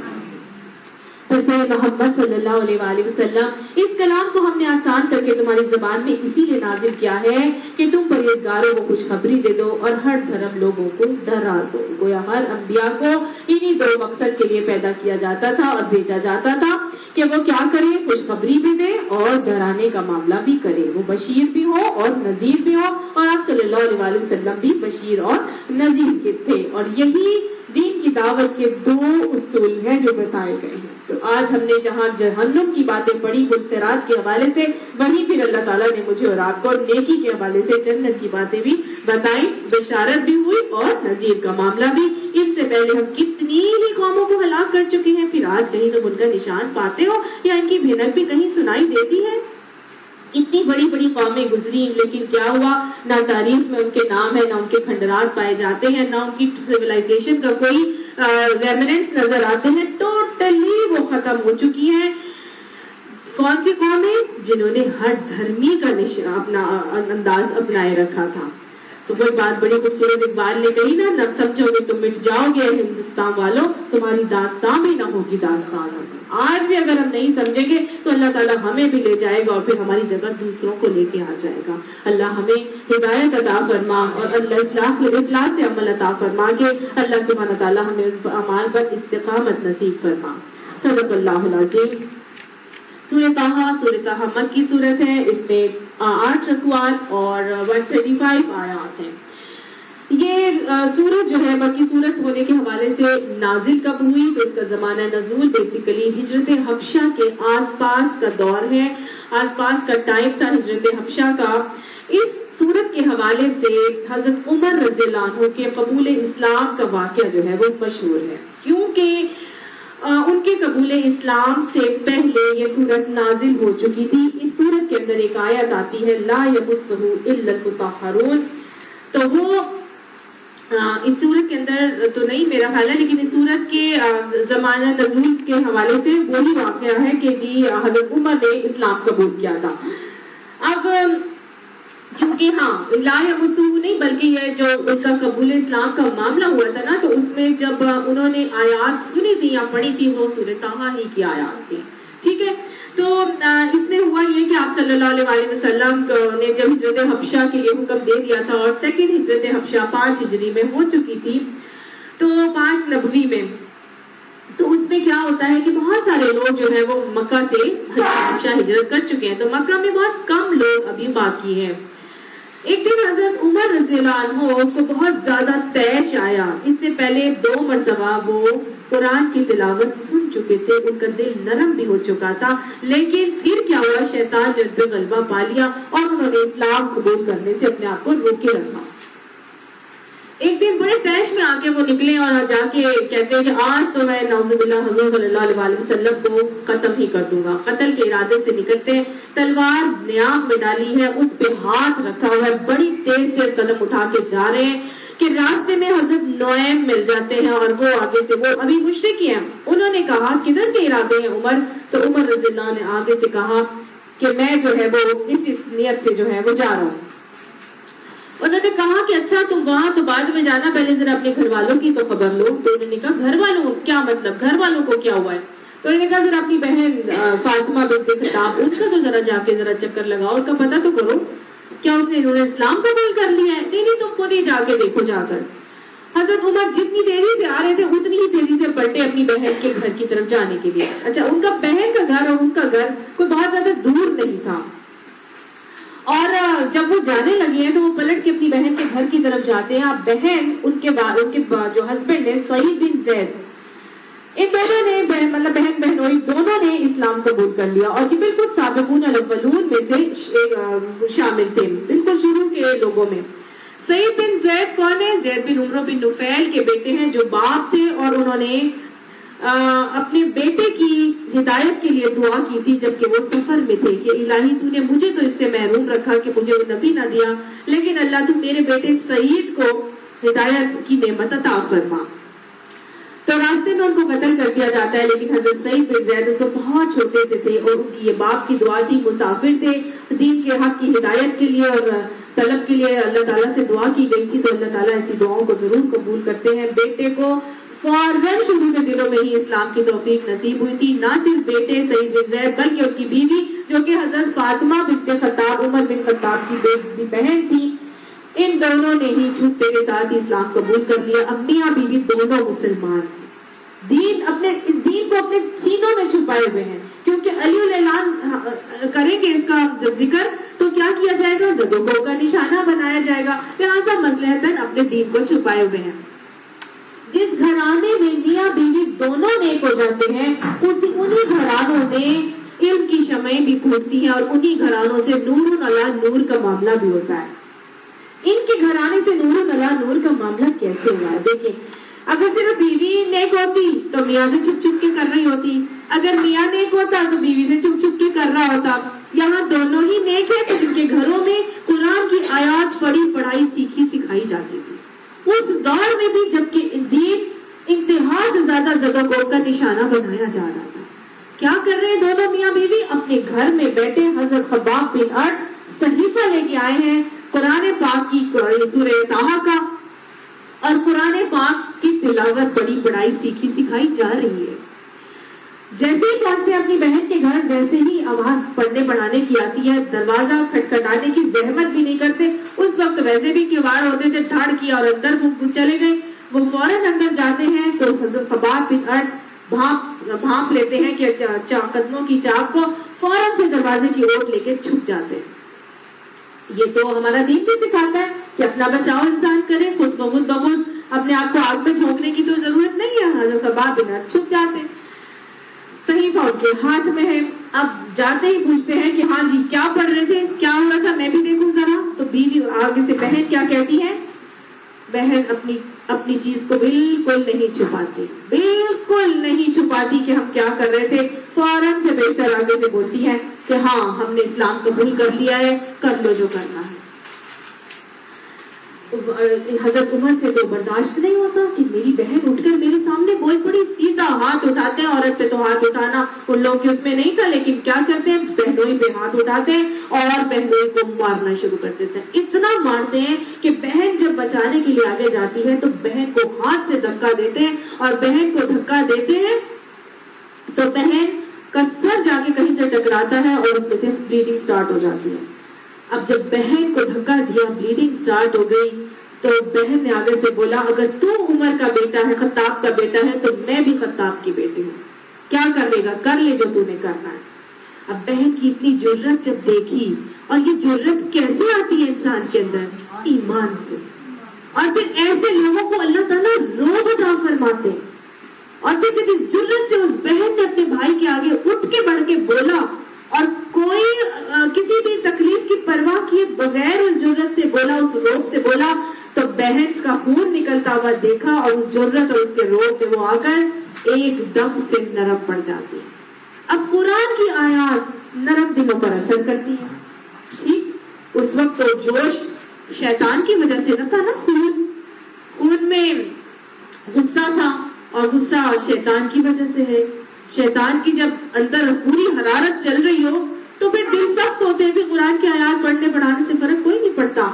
جیسے ہی بہن کا خون نکلتا ہوا دیکھا اور بہن کی ضرورت سے روب میں آئے تو نرم دل ہوا اور پھر کہنے لگے مجھے بھی بتاؤ کیا پڑھ رہے تھے۔ تھوڑا سا اپنے آپ کو نرم کیا، مجھے دکھاؤ تو صحیح پڑھ کیا رہے تھے۔ فوراً سے حضرت انہوں نے بہن نے کہا کہ یہ تمہیں نہیں دے سکتے، اس لیے اب جب نرم ہوتے ہوئے دیکھا نا تو فوراً حضرت خباب بن دروازے کے پیچھے سے نکل آئے، ہاتھ میں ان کے صحیفہ تھا، مجھے دکھاؤ کیا پڑھ رہے تھے۔ کہنے لگی نہیں، تم ناپاک ہو، تم مشرک ہو، تم یہ پاک صحیفے کو ہاتھ نہیں لگا سکتے، تو پھر مجھے کیا کرنا پڑے گا اس کو پکڑنے کے لیے یا پڑھنے کے لیے؟ تو انہوں نے کہا جاؤ پہلے غسل کر کے آؤ، پاک ہو کے آؤ، پھر اس کو پکڑ سکتے ہو۔ اب جب نہائے تو وہ جو پورا کا پورا غصہ تھا وہ اور ٹھنڈا ہو گیا۔ غصے کو ٹھنڈے کس سے کرو؟ پانی سے۔ Very good. غصہ تو شیطان سے، شیطان آگ سے بنا ہے اور آگ کو پانی ہی بجھاتی ہے۔ اب اس کو جب غسل کرنے کے لیے کہا تو اسی دیر میں سارا جو غصہ رفو چکر ہو گیا، بالکل ہی ٹھنڈے ہو گئے۔ اب قرآن کی آیات پڑھنا شروع ہوئے، سورہ طٰہٰ کی تلاوت ہوتی ہے، پڑھتے جاتے ہیں پڑھتے جاتے ہیں پڑھتے جاتے ہیں پڑھتے جاتے ہیں، آنسو ہے کہ ٹپ ٹپ ٹپ ٹپ گرے چلے جاتے ہیں۔ اب دل نرم پڑ چکا ہے، فوراً تک پہنچتے ہیں۔ کچھ آیات پڑھنے کے بعد پھر آگے سے کہتے ہیں مجھے بتاؤ، میں نے جانا ہے رسول اللہ صلی اللہ علیہ وسلم کے پاس اور میں نے بھی جا کے اسلام کو قبول کرنا ہے۔ حضرت خباب فوراً سے کہتے ہیں، فوراً سے آگے سے کہتے ہیں کہ مجھے پتا تھا کہ آپ ضرور اسلام قبول کریں گے، میرا دل کہتا تھا کہ آپ اسلام قبول کریں گے، کیونکہ میں نے رسول اللہ صلی اللہ علیہ وسلم کی زبان مبارک سے تھوڑے دن پہلے یہ دعا سنی تھی کہ یا الہی دو عمر میں سے، ابو عمر بن ہشام یا پھر عمر بن خطاب میں سے کسی ایک کے قبول اسلام سے دین اسلام کو تقویت پہنچا ہے، اور مجھے یقین ہے کہ ان کی دعا آپ کے حق میں قبول ہو گئی۔ تو فوراً کہتے ہیں کہ چلیے دین کی طرف، اللہ کی طرف چلیے، اللہ کی طرف چلیے، اللہ کی طرف چلیے۔ اب دونوں چلتے ہیں اور وہ ایسے جتنی تیزی سے ان کو رسول اللہ صلی اللہ علیہ وسلم کو قتل کے ارادے سے جا رہے تھے، اس سے زیادہ تیزی سے آپ قبول اسلام کے لیے جاتے ہیں۔ وہی نیام کے اوپر تلوار کی ہاتھ ہے اور جاتے ہیں، اور رسول اللہ صلی اللہ علیہ وسلم دار ارقم میں موجود ہیں۔ ان کو دیکھ کے حضرت حمزہ بھی وہاں پر موجود ہے، انہوں نے آگے سے کہا یا رسول اللہ عمر آ رہے ہیں، لگتا ہے کسی غلط ارادے سے آ رہے ہیں، تلوار نیام میں ہے اور ہاتھ اس کے اوپر ہے۔ آپ صلی اللہ علیہ وسلم کو یقین تھا کہ میں نے تو دعا مانگی ہے، آ ہی نہیں سکتا کسی ایسے ارادے سے، میری دعا یقیناً قبول ہوئی ہوگی۔ کہا عمر کو آنے دیا جائے، عمر کو آنے دیا جائے۔ عمر اندر آتے ہیں تو پوچھتے ہیں یا رسول اللہ پوچھتے ہیں عمر کس ارادے سے آئے ہیں؟ تو آپ صلی اللہ علیہ وسلم کو کہتے ہیں یا رسول اللہ صلی اللہ علیہ وسلم ہاتھ آگے بڑھائیے، اسلام قبول کرنے کے لیے آیا۔ آپ صلی اللہ علیہ وسلم اور صحابہ کرام جب یہ سنتے ہیں، اتنی زور سے نعرہ تکبیر بلند کیا جاتا ہے کہ پورے مکہ کی وادی اس نعرہ تکبیر سے گونج اٹھتی ہے۔ یہ وہ صحابی رسول ہیں جو عمر بن خطاب سے عمر فاروق بن گئے۔ کس طرح بنے؟ ایک بہن کی محنت سے بنے، ایک بہن کی محنت سے بنے، ایک بہن کی جرأت سے بنے کہ نہیں بنے؟ اگر بہن ہاتھ پاؤں ہار دیتی تو حضرت عمر جہاں سے سب چیزیں نرم ہوئی تھی، دل نرم پڑا تھا، وہ جو روب اور دبدبہ آیا تھا وہ نہیں آ پاتا۔ آج میں اور آپ عورتیں ہیں، بہنیں ہیں، ہم اپنی اس حیثیت کو محسوس کریں، ہم اپنے آپ کو کمزور کبھی نہ سمجھیں کہ ہم اپنے بھائیوں سے کہیں گے، کیسے کہیں، وہ مانیں گے، وہ نہیں مانیں گے، وہ ناراض ہو جائیں گے۔ یہ کون ہے؟ یہ بھی تو بہن ہے نا۔ کس طرح ایک عمر بن خطاب کو عمر فاروق بناتی ہیں کہ کہاں سے کہاں پہنچتے ہیں کہ آپ صلی اللہ علیہ وسلم فرماتے ہیں کہ عمر اگر میرے بعد کوئی نبی ہوتا تو وہ عمر ہوتا۔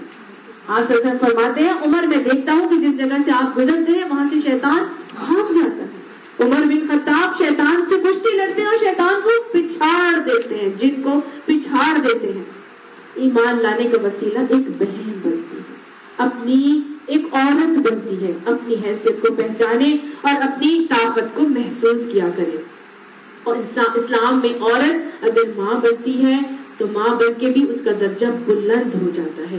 وہ مائیں ہی تھی جو اپنے جوان بیٹوں کو بھیجتی تھی. حضرت افرا ہے, حضرت خنسا ہے, حضرت کتنی زیادہ ہے نا ہماری مائیں, حضرت ام عمارہ ہے جو اپنے اسماء بنت ابی بکر جو اپنے بیٹوں کو جا کے بھیجتی ہے کہ جاؤ جا کے دین حق میں جو ہے وہ اب شہادت کے معاملات کرو. بہنیں ہیں, بیٹیاں بنتی ہیں تو کس درجے پر حضرت فاطمہ الزہرا کتنی جنت کی عورتوں کی سردار بن جاتی ہے نا.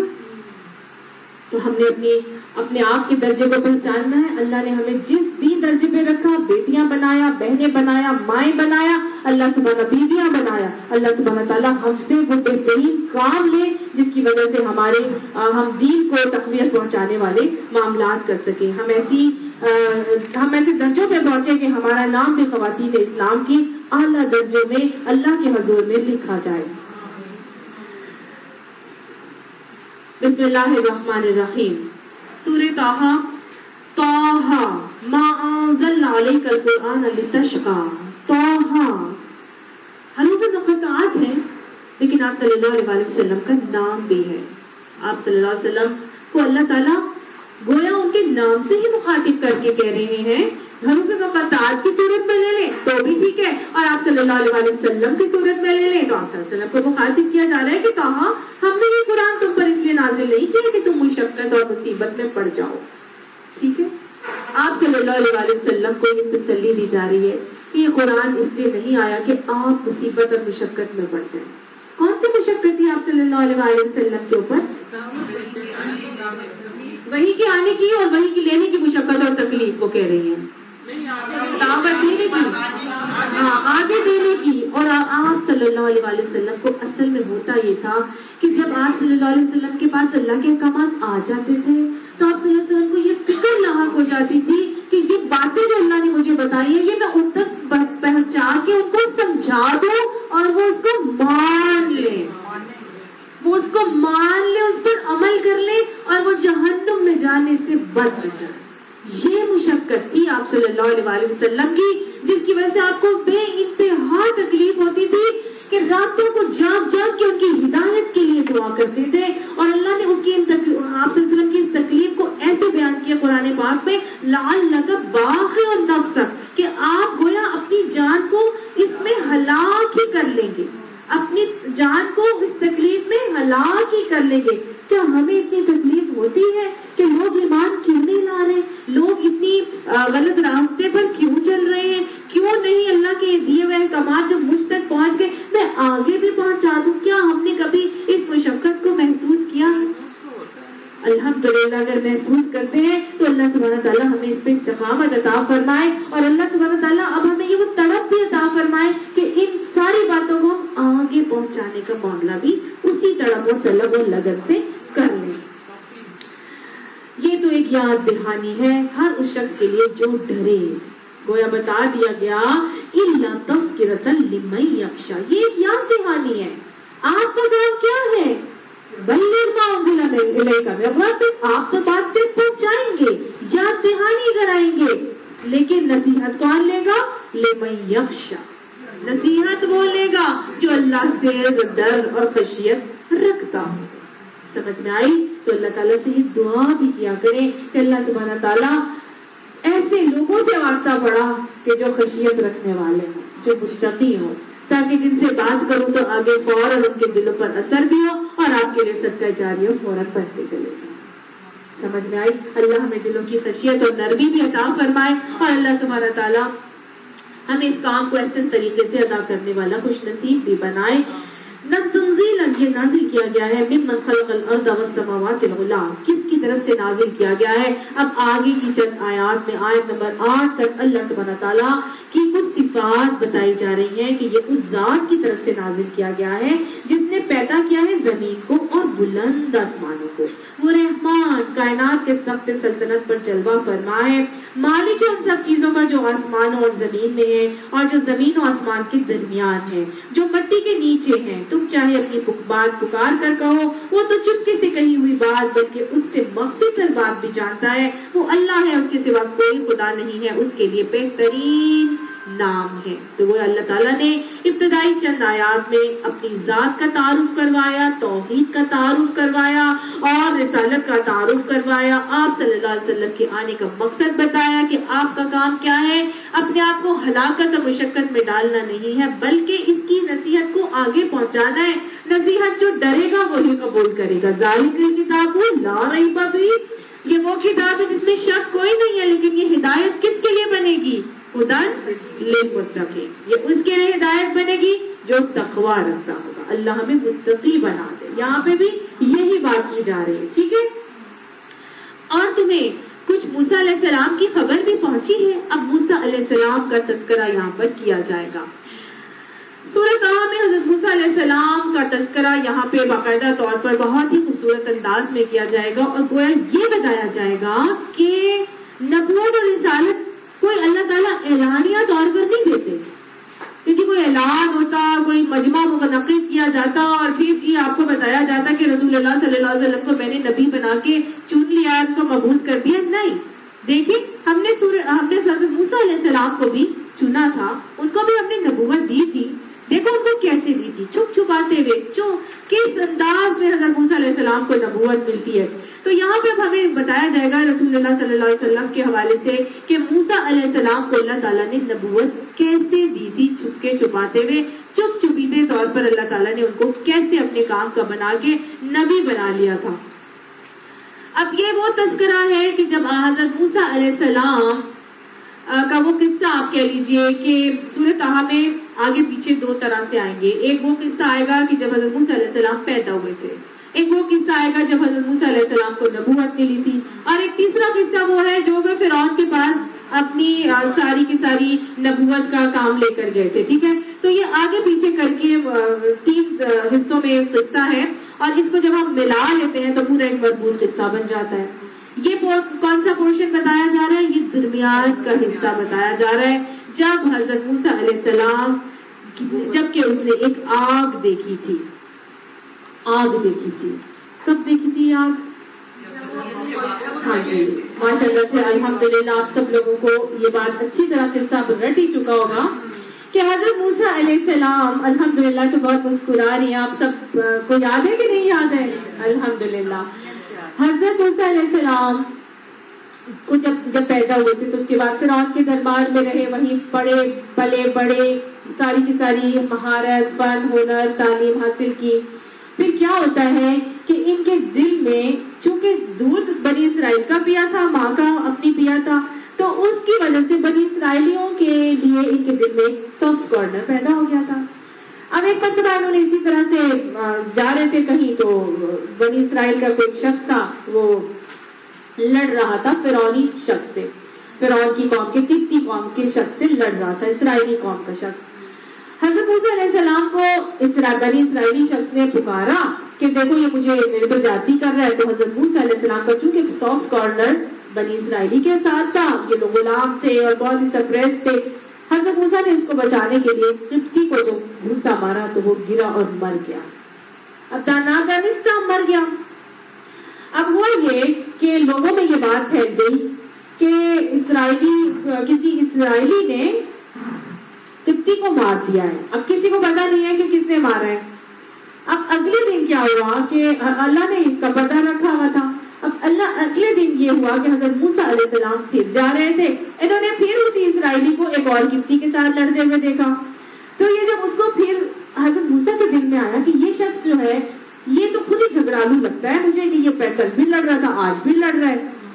تو اب حضرت موسیٰ علیہ السلام نے پھر بھی بنی اسرائیلی شخص کو بولا کہ بھائی تم تو مجھے اس طرح سے لگتے ہو. تو اس نے آگے سے بولا کہ یہ مختلف بہانے بنائے. تو موسیٰ نے قبطی ہی کے اوپر ہاتھ اٹھانے کی کوشش کی تو وہی بنی اسرائیلی آگے سے بولا کہ آج تو مجھے اس طرح مارے گا کہ جس طرح کل تو نے اس کو مار دیا تھا. یعنی حضرت موسیٰ نے اس کو روکنے کی کوشش کی تو یہ بات کھل گئی. سمجھ آئی؟ جو گٹی تھا اس کو پتہ چل گیا کہ کل کا قتل موسیٰ علیہ السلام سے ہوا تھا. اب وہ گیا اور جا کے بادشاہ فرعون کو بتا دیا کہ کل کا قتل جو تھا نا وہ موسیٰ نے کیا تھا. اب ان کی قوم میں یہ رول تھا کہ قاتل کو جو ہے وہ پھانسی لگا دی جائے. اب حضرت موسیٰ علیہ السلام کو جب یہ پتا چلا کہ جی ایک شخص آیا بھاگتا ہوا, اس نے آ کے کہا کہ آپ کی تو قتل کے درپے ہو رہے ہیں تو آپ جو ہے نا بھاگ گئے یہاں سے. تو حضرت موسیٰ علیہ السلام نے بھاگنے نہیں عافیت سمجھی, کیونکہ قتل دانستہ نہیں تھا, نادانستہ تھا. یہ وہاں سے بھاگے. جب یہ بھاگ کے گئے تو بھاگتے بھاگتے بھاگتے کہاں گئے؟ مدین پہنچے. اور مدین میں وہاں پر ان کو ملی حضرت شعیب علیہ السلام, وہاں پہ نبی بنائے ہوئے گئے تھے. اور وہاں پر ان کی بیٹیاں تھیں جو اپنے بکریوں کو پانی پلانے کے لیے کنویں پہ لے کر آئی تھی. انہوں نے ان کی بکریوں کو پانی پلا دیا تو حضرت شعیب علیہ السلام کی بیٹیوں نے اپنے باپ کو کہا کہ آپ انہیں جو ہے وہ اپنا نوکر رکھ لیں. اب جب حضرت شعیب علیہ السلام نے کہا کہ ایسے تو میں اس کو نوکر نہیں رکھوں گا, نہ یہ اتنے دن میرے پاس رہے گا, تو ایسا کرتا ہوں, کوئی ایسا معاملہ کرتا ہوں کہ ہے تو یہ ایماندار اور ہے تو یہ طاقتور اور امانت دار بھی ہے, شرف حیا والا بھی لگتا ہے, اچھے طور طریقے بھی ہیں, تو ایسا کرتا ہوں میں اپنی ایک بیٹی سے شادی کر دیتا ہوں, ایسا داماد اس کو رکھ لوں گا.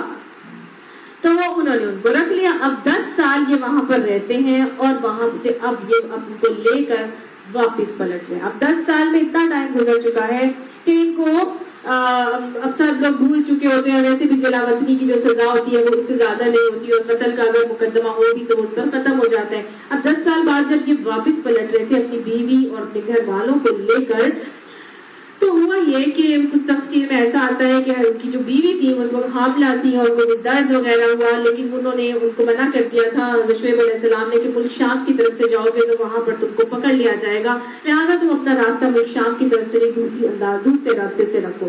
اب جب یہ دوسرے غیر اننون راستے سے جا رہے ہوتے ہیں تو ان کو پتہ نہیں ہے, راستہ بالکل انجان ہے, ان کو نہیں پتا سمت کا کس سمت میں. دیکھیں جب یہ بھاگ کر آئے تھے تو واپس بھی جا سکتے تھے, لیکن اب یہ غیر کہہ لیں معروف راستے سے جا رہے اور ان کو اننون راستہ ان کو نہیں پتا. واپس جب یہ آ رہے تھے تو اب سردیوں کی رات ہے اور رات کا وقت ہے, اندھیرا بھی ہے, گرم سردی بھی ہے, بیگم کی طبیعت بھی صحیح نہیں ہے. تو انہوں نے دور سے ان کو ایک چمکتی ہوئی آگ سی نظر آئی کہ یہاں روشنی ہے, تو میں ایسا کرتا ہوں وہاں جاتا ہوں اور جا کے اور روشنی لے کر آتا ہوں اور لا کے, ہو سکتا ہے کچھ حرارت یا کوئلہ شوئلہ مجھے بھی مل جائے, میں لے کے آؤں یہاں پہ. اپنی بیوی میری طبیعت اس کی صحیح نہیں ہے تو میں اس پر بھی گرمی اور حرارت دینے کو, اور ہو سکتا ہے کہ وہاں پہ مجھے ہدایت وغیرہ بھی مل جائے, راستے کی معلوم ہو جائے. تو وہی بات بتائی جا رہی ہے کہ جب اس نے ایک آگ دیکھی اور اپنے گھر والوں سے کہا کہ ذرا ٹھہرو, میں نے ایک آگ دیکھی ہے, شاید کہ تمہارے لیے ایک آدھ انگارہ لے آؤں یا اس آگ پر مجھے راستے کے متعلق کوئی رہنمائی مل جائے. بات سمجھنے کی یہاں پر یہ ہے, اب ہماری یہ بات ہمیں اچھی طرح معلوم ہے کہ قرآن قصے کہانیوں کی کتاب تو ہے نہیں. اللہ تعالیٰ نے ان قصوں سے مجھے اور آپ کو بہت سارے اصول اور طریقے سکھائے ہیں, اور یہی اللہ تعالیٰ کا مقصد ہے کہ ان قصوں سے ہم اپنے لیے سیکھیں کہ اب ہم نے کیا کرنا ہے.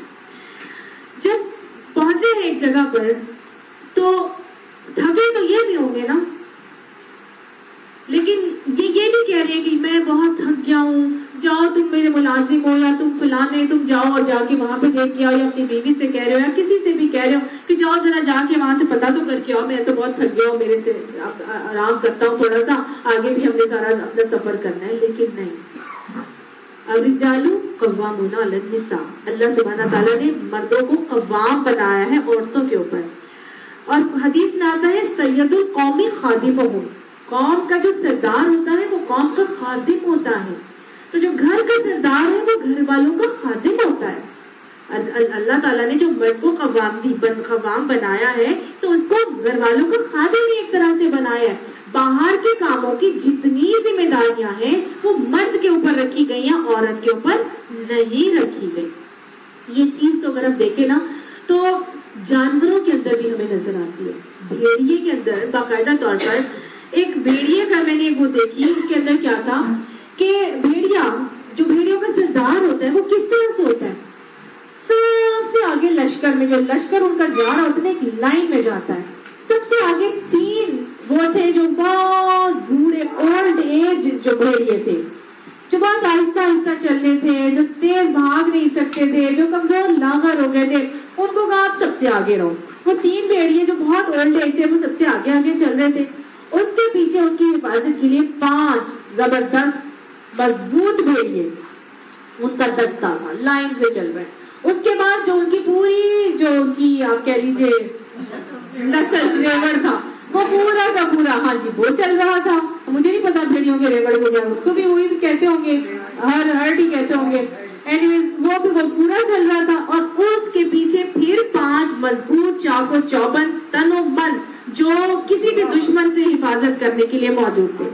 سب سے جیسے آرمی, سب سے آگے کون ہے؟ کمزور لاغر, جو سب کی نظروں میں ہو, ہر کوئی ان کو بچا سکے, جو اتنے تیز نہیں چل سکے کہ ہم تیز تیز نکل جائیں گے تو وہ پیچھے رہ جائیں گے.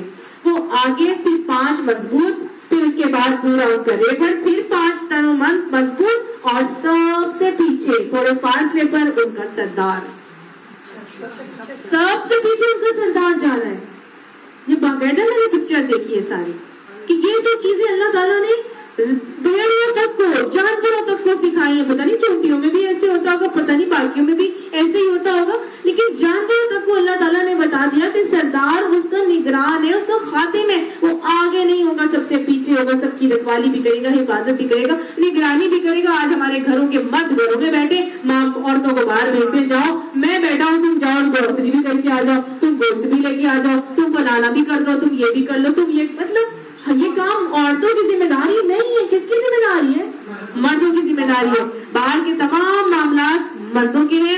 مرد ہی عورت کے اور اپنے گھر والوں کی خدمت گزار بھی ہے, ان کی ضروریات کے تقاضوں کو پورا کرنے والے بھی ہیں. یہ ذمہ داری اللہ نے عورت نہیں مرد کے اوپر ہی ڈالی ہے, اور اس مرد کو, اس ذمہ داری کو حضرت موسیٰ بڑے احسن طریقے سے انجام دیتے ہوئے ہمیں یہاں پر نظر آ رہے ہیں. وہاں پہنچے تو پکارا گیا, اے موسیٰ میں ہی تیرا رب ہوں, جوتیاں اتار دے, تو وادی مقدس طویٰ میں ہے. حضرت موسیٰ علیہ السلام جب وہاں پر پہنچے تو یہ وادی مقدس طویٰ ہے, ٹھیک ہے. اس کو وادی مقدس طویٰ کیوں کہا گیا؟ کیونکہ وہ وادی جو ایک نبی کی نبوت کا سبب بنی, اس وادی کو اللہ سبحانہ تعالیٰ نے مقدس کر دیا. وہ وادی جو نبی صلی اللہ علیہ وسلم کی نبوت کا سبب بنی, مکہ کی وادی, اس کو کیا کہہ دیا اللہ تعالیٰ نے؟ ام القریٰ بنا دیا, ببرکت مبارکہ بنا دیا, برکت والی وادی بنا دیا مکہ کو. تو یہ جو وادی مقدس طویٰ, جہاں پہ نبی موسیٰ علیہ السلام کو رسالت اور نبوت دی گئی ہے, چنا گیا ہے, اس وادی کو مقدس بنا دیا گیا. تو نبوت کے حوالے سے جو چیزیں بیان ہوتی ہیں وہ کیا ہو جاتی ہیں؟ مقدس ہو جاتی ہیں. جوتیاں اتارنے کا کیوں کہا اللہ سبحانہ تعالیٰ نے؟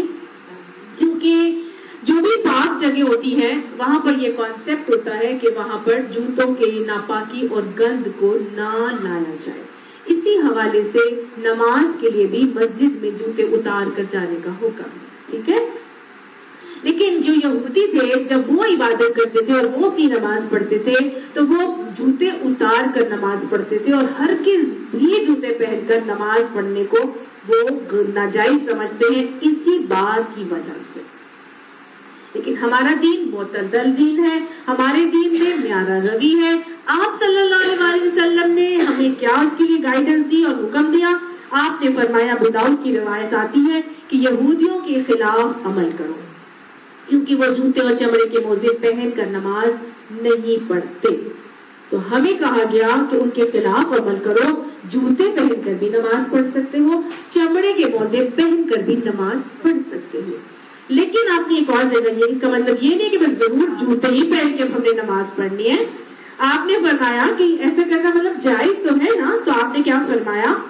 ابو داؤد کی روایت آتی ہے کہ وہ آپ صلی اللہ علیہ وسلم کو دونوں طرح نماز پڑھتے ہوئے ہم نے دیکھا ہے. حضرت عمر بن عاص فرماتے ہیں, اور ابو داؤد کی روایت میں حضرت ابو سعید خدری کی آتی ہے کہ آپ صلی اللہ علیہ وسلم نے فرمایا کہ جب تم میں سے کوئی مسجد آئے تو جوتے کو پلٹ کر دیکھے, اگر کوئی گندگی لگی ہو تو زمین سے رگڑ کر صاف کر لے, اور انہیں جوتوں کو پہنے ہوئے نماز پڑھ لے.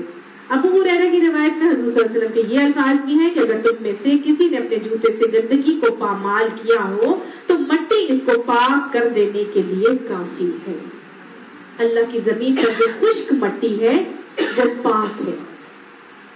تو گندگی یا کوئی جیسے کہ کوئی یورین کی چھینٹیں پڑ گئی ہیں یا کہیں ایسی جگہ سے آپ گزرے کہ وہاں پہ پانی تھا گندا اور آپ اس کے بعد خشک مٹی پہ چل پڑے ہیں تو آپ کی جوتا پاک ہو جائے گا. لیکن اگر وہ گندگی غلاظت لگی ہے تو اس کو چپکی بھی ہے تو اس کو اتار دیا جائے اور پھر مٹی سے اس کو رگڑ دیا جائے تو وہ جوتا پاک ہو سکتا ہے. ٹھیک ہے. آپ صلی اللہ علیہ وسلم کے مسجد نبی کا حال اس میں یہ تھا کہ چھت تو تھی نہیں اور کنکریاں جو ہے نا وہ ڈالی ہوئی تھی. تو بہت دفعہ اس طرح سے ہوتا تھا کہ گرمی کی حدت اور تپش سے وہ تپ جاتے تھے تو ان پہ ننگے پاؤں کھڑے ہو کر نماز پڑھنا مشکل اور دشوار ہوتا تھا. تو آپ صلی اللہ علیہ وسلم نے اس لیے حکم دے دیا کہ جوتے پہن کر اگر کی گندگی دور کر دی جائے تو نماز پڑھی جا سکتی ہے. ہاں جی, اس حکم میں بڑی حکمت پوشیدہ ہے. آپ دیکھیے کئی دفعہ ایسے ہوتا ہے کہ حالت جنگ میں بھی جیسے کہ کہا گیا کہ جی نماز کی لچک اور چھوٹ موجود نہیں ہے. اگر دشمن سامنے بھی موجود ہے تو آپ نے نماز پڑھنا ہے. اب وہ فوجی ہیں, وہ بڑے بڑے بوٹ انہوں نے پہنے ہوئے جوتے, وہ لیسز کے ساتھ انہوں نے باندھے, وہ آدھے یہ نیز تک ان کے لیسز آ رہے ہوتے کئی دفعہ. تو کتنا ڈیفیکلٹ ہے کہ وہ اپنے جوتے اتارنے میں 10-15 منٹ لگا دیں یا اتنی دیر میں وہ نماز پڑھ لیں. تو ان کو بھی کہا گیا کہ کیا کریں, انہی جوتوں سمیت وہ نماز پڑھ سکتے ہیں. اس کے علاوہ اگر ہم کہیں گئے ہوئے ہیں, کہیں باہر پارک میں ہیں, تو ہم نے کیا کرنا ہے, جوتوں سمیت ہی وہاں پر نماز پڑھی جا سکتی ہے بشرطے کہ آپ کے جوتوں پہ کوئی غلاظت اور گندگی نہیں لگی ہوئی ہو. اب اگر آپ گھر میں موجود ہیں تو پھر آپ کے جوتے اگر بالکل صاف ہے اور جوتے آپ کے گھر میں ہی پہننے والے ہیں تو اس کے لیے بھی اجازت اور لچک ہمیں یہاں پہ نظر آتی ہے. آپ خیال میں کیا ہوتا ہے کہ بھائی ان احادیث سے استدلال کر کے کوئی شخص آج کی مسجدوں کے فرش پر جوتے لے کر جانا چاہے گا تو پھر یہ صحیح نہیں ہوگا. اگر ہم مسجد کے فرش پر جوتے لے کر جائیں گے, جی نہیں ہمارے جوتے تو صاف ہے, ہم مسجد کے فرش پہ جوتے لے کے چلے جائیں, اس کی اجازت نہیں ہے کیونکہ وہاں پر چھت بھی ہوتی ہے, صفائی بھی ہوتی ہے, صاف ستھرا بھی ہے. تو بہتر ہے کہ جوتے کو باہر ہی اتار دیا جائے اور اس طرح سے. لیکن اگر کھلے میدان میں یا گھاس میں اگر آپ نماز پڑھنا چاہتے ہیں تو پھر جوتے پہن کے نماز پڑھی جا سکتی ہے. اس کے علاوہ نماز جنازہ بھی جیسے لوگ پڑھتے ہیں تو وہ بھی جوتوں میں نماز پڑھی جا سکتی ہے. سمجھ آ گئی. لیکن اللہ تعالیٰ نے یہاں پر ایک مقدس وادی کی تقدس کو پامال نہ کرنے کے لیے جوتے اتارنے کا حکم دیا. تو اس لیے مسجد اللہ کا گھر ہے, اس کے تقدس کو پامال نہ کرنے کے لیے جوتوں کو باہر اتار کے جانا اس آیت کے حوالے سے ہمارے لیے آتا ہے. اب اللہ تعالیٰ نے جب پکارا تو انہوں نے حضرت موسیٰ علیہ السلام نے دیکھا کہ جو درخت ہے یہ روشنی تو مجھے اس درخت میں سے آ رہی تھی, لیکن یہ نہ درخت جل رہا ہے نہ اس میں سے کوئی آگ نکل رہی ہے. تو ان کو ایک فیلنگ آئی کہ یہ کیا ہو رہا ہے. تو اتنی دیر میں وہ سوچ رہے اور سوچ میں مگن ہے کہ ایک دم سے اللہ تعالیٰ کی آواز آنا شروع ہو گئی تھی اور اللہ تعالیٰ نے ان کو پکارا تھا. ٹھیک ہے. اور اللہ نے کیا کہا تھا, انی انا ربک, بے شک میں تیرا رب. پھر آگے اللہ تعالیٰ فرماتے ہیں تو وَأَنَا اخْتَرْتُكَ, میں نے تجھ کو چن لیا ہے, سن جو کچھ تجھے وہی کیا جاتا ہے. اِنَّنِي أَنَا اللَّهُ, بے شک میں ہی اللہ ہوں, لا الہ الا انا, کوئی عبادت کے لائق نہیں ہے مگر میں, فَاعْبُدُونِي, بس میری ہی تو عبادت کر. کوئی اللہ سبحانہ تعالیٰ نے حضرت موسیٰ علیہ السلام کو مخاطب کر کے کیا کہا تھا, میں تیرا رب ہوں, سب سے پہلے تو یہ کر کہ یہ پاک جگہ یا ناپاکی کو دور کر دے. اور اس کے بعد کہا میں نے تجھے چن لیا ہے. اللہ تعالیٰ نے حضرت موسیٰ علیہ السلام کو کب چنا, کیسے چنا, کب چنا تھا اللہ تعالیٰ نے, ابھی چنا ہے, کب چنا ہے, پیدائش سے پہلے ہی چن لیا تھا. فرعون کو خواب آ چکا تھا کہ بنی اسرائیل سے ایک آگ اٹھی ہے جو قبطیوں کو گھر کو جلا دے گی, ایک شخص آنے والا ہے. بشر وہی کر دی گئی تھی نا جس کے نتیجے میں سب کو گویا حضرت موسیٰ علیہ السلام کو اللہ سبحانہ تعالیٰ نے رسالت اور نبوت کے لیے چنا تھا پہلے سے ہی. اور کئی مرتبہ ان کے قتل کے پلان ہوئے, لیکن اللہ رسولوں کی جان کی حفاظت کرنے والا ہے. ہر جگہ اللہ تعالیٰ نے ان کی جان کی حفاظت فرمائی. اللہ تعالیٰ نے سب سے پہلے جب ان کو چنا تو ان کو جب ان کی نبوت کے معاملات ابھی نہیں ہوئے تھے, کیا ہوا ہے, ماں کی گود سے نکال کے ان کو بھیج دیا. لیکن اللہ سبحانہ تعالیٰ نے ان کو چنا کہ ماں ہی دودھ پلائی. ٹھیک ہے, ماں ہی کا دودھ پلوا کے ان کے جسم کو مضبوط کیا. ماہی کا دودھ پلوا کے ان کو فرعون کے دربار میں اس کے بعد رکھوایا، اور اس کے وہاں رکھنے کے بعد ان کو کیا کیا کیا؟ ان کو تعلیم، فہم، علم، فراست، ہنر، ہر چیز سکھائی، شجاعت، بہادری، سب کچھ ان کو حکومت کے طریقے تک ان کو سکھا دیے۔ پھر اس کے بعد اب دنیاوی طور پر اکوپڈ ہو گئے ہیں، اب اللہ تعالیٰ نے چننا تھا نا نبوت کے لیے، تو اللہ تعالیٰ نے اپنے کام کا بنانے کے لیے ان کو کیا کیا؟ حضرت شعیب علیہ السلام کے پاس بھیج دیا۔ اب تم اتنے بڑے ہو گئے ہو تو اب تم جاؤ اور جا کے دین کو سیکھ کیا ہو۔ حضرت شعیب کے پاس بھیجا، فرعون کے دربار میں رہ کے دین تو نہیں نہ آ سکتا تھا، تو لہٰذا نبی کی صحبت میں رکھا، 10 سال وہاں لگائے، دنیاوی علم یہاں آیا، دینی علم وہاں پر آیا، اور اس کے بعد اللہ کی اطاعت کا زیور ان کو سب سے جب وہ آراستہ ہو گئے نا کہ اللہ کی اطاعت کیسے کرنی ہے، اللہ کو الہ واحد کیسے ماننا ہے۔ اب اللہ کو تو دیکھا نہیں تھا، اب فرعون کے دربار میں جب تک رہے تو دنیاوی عیش آرام سہولتیں سب کچھ ملی ہوئی ہیں، تکلیفیں تو برداشت کرنا گھٹی میں ہی نہیں تھا۔ اب یہ کیسے کرتے؟ لہٰذا اللہ نے صحرا میں رکھا، صحرا نوردی میں رکھ کے ان کو اعصابی طور پر، جسمانی طور پر اور مضبوط کیا، ان کو اکیلے میں رکھ کے ان کی آزمائشیں کی، اور اللہ سبحانہ تعالیٰ نے اب جب اپنے کام کا بنایا تو پھر ان کو چن لیا اور کہا کہ میں نے تجھ کو چن لیا۔ اللہ تعالیٰ ہمیں اور ہماری اولادوں کو بھی چن لیا۔ جب اللہ تعالیٰ چن لیتا ہے کسی کو، کیا آپ لوگوں کو اللہ تعالیٰ نے چنا ہے؟ الحمدللہ ثم الحمدللہ۔ کتنے لوگوں کو ہماری دعوت جاتی ہے قرآن پاک کی، لیکن اللہ سبحانہ تعالیٰ جن کو چنتا ہے انہی کو توفیق دیتا ہے اور لا کے بٹھا دیتا ہے قرآن سننے اور سنانے کے لیے، کیونکہ آگے اللہ تعالیٰ فرماتا ہے میں نے تجھ کو چن لیا ہے، اب تو چننے کے بعد کیا کر؟ فَاسْتَمِعْ لِمَا يُوحَىٰ، سن جو وحی کیا جا رہا ہے۔ جو چن لیا جاتا ہے اللہ اس کو سننے کے لیے تیار کر رہا ہے۔ کیا کرو؟ جو وحی کیا جا رہا ہے، جو قرآن کی آیات تم پر پہنچائی جا رہی ہے، اب ان کو سننا شروع ہو جاؤ۔ جن کو چنا جاتا ہے تو چنے جانے والوں کو کیا کرنا ہوتا ہے؟ قرآن کو سننا ضروری ہو جاتا ہے۔ ٹھیک ہے، الحمدللہ ثم الحمدللہ۔ اللہ کا لاکھ لاکھ شکر ادا کرے کہ اللہ نے ہمیں بھی اس کام کے لیے چن لیا ہے۔ اللہ تیرا لاکھ لاکھ شکر ہے، اب تو جو سنوانا چاہتے ہیں وہ تو ہمیں سنوا دے۔ اللہ ہم سننے کے لیے تیار ہے، ہم نے اپنے کان کھلے رکھ لیے، اللہ ہم آگے ایک قدم بڑھا کے ہم پہنچ چکے ہیں، لیکن اللہ 10 قدم بڑھا کے تو ہمیں ہدایت کے لیے ہمارے دلوں کو موڑ دے، اور اللہ اس پہ ہمیں استقامت عطا فرما دے۔ اللہ تعالیٰ نے جب اس چیز کے لیے تیار کیا تو پھر فرمایا میں اللہ ہوں، میرے سوا کوئی خدا نہیں، لہٰذا تو کیا کر، وہی کی باتیں سننے کے بعد اس بات کو تھام لے اور تھام لے کہ میں الہ واحد ہوں، لہٰذا بندگی کی جائے گی تو کس کی؟ بس تو صرف میری بندگی کا۔ شرک کی ٹوٹل نفی کر کے اللہ کی توحید کو راسخ کر لو، اور جب تمہارے اندر اللہ کی توحید راسخ ہو جائے گی تو تمہارے عمل سے اس بات کا اظہار ہونا چاہیے کہ اقم الصلاۃ لذکری، میری یاد کے لیے نماز کو قائم کرو۔ ٹھیک ہے، چنے جانے کے بعد سب سے پہلا کام کیا تھا؟ پہلے تو پاکیزگی کا اہتمام تھا کہ بابا اپنے جوتے اتار کی گندگی کو دور کرو، پھر کیا کرنا ہے؟ توحید کو راسخ کرو، اللہ کو الہ واحد مانو، اور اپنے عمل سے اب ثابت کرنا ہے کہ میرے دل میں اللہ ہی اللہ بس رہا ہے، اللہ ہی میرے حواسوں پہ قائم ہے، لہٰذا میں نے کیا کرنا ہے؟ اللہ کی یاد کو قائم کرنے کے لیے نماز کو قائم کرنا ہے۔ نماز کو پڑھنے کا حکم نہیں دیا جا رہا، قائم کرنے کا حکم دیا جا رہا۔ ہماری طرح ہی نماز پڑھتے ہیں آلموسٹ، یہودی ہماری طرح ہی نماز پڑھتے، ہاتھ بھی ایسی باندھتے، بار بار وہ صرف سجدہ نہیں کرتے، سجدہ کرتے وہ لوگ، رکوع نہیں کرتے، صرف رکوع نہیں کرتے، تھوڑا سا بینڈ ہوتے ہیں لیکن زمین پر جا کے سجدہ بھی کر کے پھر کھڑے ہو جاتے ہیں۔ ان کی بہت ساری رکعات ہوتی ہیں، آئی تھنک 6 رکعات ہوتی ہے شاید، سم تھنگ لائک دیٹ، اور وہ دن میں 3 مرتبہ نماز پڑھتے ہیں۔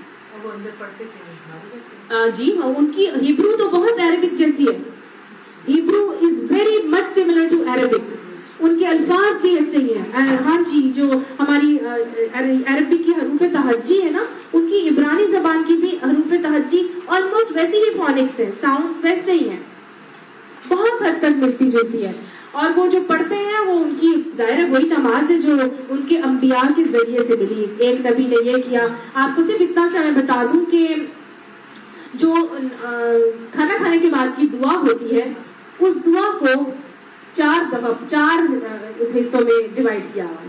ایک وہ دعا ہے جو حضرت موسیٰ علیہ السلام نے پڑھی, ایک وہ دعا ہے جو حضرت سلیمان علیہ السلام نے پڑھی, ایک وہ دعا ہے جو ان کے بعد ایک اور کسی نبی نے پڑھی, اور ایک وہ دعا ہے جو ان کے جو ربائی ہیں جو کہ ان کے مولانا ہوتے ہیں انہوں نے ایک دعا اپنے لیے خود بنائی کہ ہمیں ہمارا فلسطین اور بیت المقدس مل جائے. اس کے اندر یہ ہے تو وہ اتنی بڑی ان کی وہ دعا ہے, وہ شکر کی دعا ہے, اور وہ کھانا کھانے کے لیے ان کی دعا ہے, اتنی بڑی دعا. مطلب ان کی تو انبیاء کی لڑی کا سلسلہ ہے. ہمارے تو حضور صلی اللہ علیہ وسلم نے جو ہمیں سکھا دیا ہم تو بس وہ پڑھتے ہیں اللہ کیا الحمدللہ الذی اطعمنا وسقانا وجعلنا من المسلمین. اور ان کی اتنی لمبی دعا سن کے دیکھیں آپ حیران ہو جاؤ. دعا بڑی پیاری بہت اچھی دعا ہے. مطلب یہ بات نہیں کہ بری دعا, بہت اچھی دعا ہے لیکن اتنی لمبی دعا ہے. تو ان کی عبادات کے طریقوں میں کیا ہے, اللہ تعالیٰ نے ان کو تو یہ حکم دیا کہ اس سے مجھے اور آپ کو یہ سیکھنا ہے کہ ہمیں جب اللہ تعالیٰ چلتا ہے تو ہمیں کیا کرنا ہے, ہمیں بھی قرآن کو تھامنا ہے, سننا ہے اور اپنی اللہ کی نماز کو قائم کرنا ہے. ٹھیک ہے, نماز کو قائم کرنے کا حکم دیا جا رہا ہے.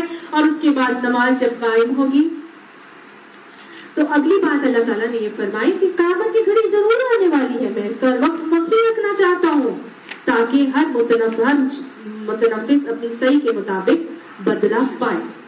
اللہ نے فوراً اس کے بعد عقیدہ آخرت کو راسخ کر دیا حضرت موسیٰ علیہ السلام کے کہ نماز تم اس لیے قائم کرو کیونکہ تم نے میرے سے آ کے ملنا ہے. اور مومن کا معاملہ یہی ہے کہ نماز ایسے پڑھتے ہیں الذین یظنون انہم ملاقو ربہم, وہ نماز ایسے پڑھتے ہیں کہ جیسے وہ اپنے رب سے ملاقات کر رہے ہو. تو مومن نماز کو قائم ہی اس لیے کرتا ہے کیونکہ اس نے رب کی ملاقات کی تیاری کرنی ہوتی ہے. تو 5 دفعہ جو رب کے سامنے رب کی ملاقات کی تیاری کرتا ہے تو آخرت کی تیاری کے لیے اپنے آپ کو تیار کرتا ہے. اور عقیدہ آخرت اس کا راسخ ہوگا تو نماز کے قیام میں اس کو دیر نہیں لگتی. اور جب اللہ کا ذکر, اللہ کی یاد کو قائم کرنے کے رکھنے کے لیے وہ نماز کو قائم کرتا ہے تو اس کا فائدہ کیا ہوگا آپ بتائیے. جب ذکر کنٹینیوس ہو رہا ہے اللہ کے ساتھ تعلق جڑ جائے گا. اور کیا ہو رہا ہے, اللہ بذکر اللہ تطمئن القلوب, دلوں کا اطمینان آ رہا ہے. اور کیا ہو رہا ہے, ذکر الہی نماز کی بہترین اولین شکل. اس کے ساتھ کیا ہو رہا ہے, ذکر کے ساتھ شکر ہو رہا ہے. اور کیا ہو رہا ہے, قرب ہو رہا ہے. اور اتنا بڑا بھول گئے سب. جب ذکر الہی سے زبانیں تر ہوگی دل نرم ہوتے ہیں. سب سے بڑا فائدہ یہ ہوتا ہے. اچھا دیکھیے پچھلی کلاس میں بھی ہم نے کیا تھا, ذہن کو دہرائے تھوڑا سا. کیا ہوتا ہے جب زبانیں ذکر الہی سے تر ہوتی ہیں تو شیطان حاوی نہیں ہو سکتا. اور جو انسان اپنے نفس کو کنٹرول کر کے وقت پہ نماز کو ادا کرے گا تو اس کو بہت ساری چیزوں کو کنٹرول کرنا آ جائے گا. اور پھر ہی ہوگا کہ ان الصلاۃ تنہی عن الفحشاء والمنکر. سمجھ آ گئی کتنی آسان ہو جاتی ہے پھر ساری چیزیں. نماز کو قائم کر لو, خود بھی پڑھو, اپنی اولادوں کو بھی پڑھاؤ, ماتحتوں کو بھی پڑھاؤ. اس کو قائم کر کے چلو کیونکہ یہ تمہاری آخرت سے اللہ تعالیٰ کی ملاقات کی تیاری ہے. قیامت کی گھڑی ضرور آئے گی. اللہ نے اپنے عالم الغیب ہونے کا معاملہ بھی یہاں بتا دیا کہ میں اس کا وقت مخفی رکھنا چاہتا ہوں اور یہ اس لیے کروں گا تاکہ ہر شخص اپنی صحیح کا بدلہ پائے. تو جو کوئی ایسا شخص اس پر ایمان نہیں لاتا تو پھر کیا ہوگا, بس کوئی ایسا شخص جو اس پر ایمان نہیں لاتا, جب وہ ان باتوں پر ایمان نہیں لاتا تو وہ کیا کرتا ہے, اپنی خواہشات نفس کا بندہ کرتا ہے. صحیح, تو وہ ایسا شخص جو ایمان نہیں لاتا وہ تو بھی اپنے نفس کو غلام, اس کا غلام بن کے بیٹھا ہے, خواہشات نفس کا بندہ بن گیا ہے. تجھ کو اس گھڑی کی فکر سے نہ روک دے ورنہ تو ہلاکت میں پڑ جائے گا. گویا اپنی کمپنی کا بھی خیال رکھو. یہ سکھا دیا گیا کہ اپنی کمپنی کا بھی خیال رکھو. ایسے لوگوں کی صحبت میں مت بیٹھو جو اپنی خواہشات کے پیچھے چلتے. ٹھیک ہے، اپنی کمپنی پہ نظر رکھنے کا ان کو حکم دیا گیا، اور پھر یہ کہہ دیا اگر تمہاری کمپنی خراب ہوگی تو تم ہلاکت میں پڑ جاؤ گے۔ یہ چند باتیں سکھائیں، اور یہ چند باتیں سکھانے کے بعد کیا کیا باتیں ہیں اس کو ریوائز کر لیتے ہیں۔ میرا خیال ہے ٹائم ختم ہو گیا ہے، یہ بہت مزے کا واقعہ ہے، اس میں پوری کی پوری ٹریننگ ہے، اس کو آگے انشاءاللہ اگلی کلاس میں لے کے چلیں گے۔ صرف یہاں پر یہ دیکھ لیجیے کہ حضرت موسیٰ علیہ السلام کو پہلی وحی میں کیا چیزیں سکھائی گئی ہیں، آپ لوگ بتائیں، چلیے بتائیے۔ سب سے پہلے پاکیزگی، پاکیزگی، پاکیزگی کو اپنا لو، پھر کیا کرو؟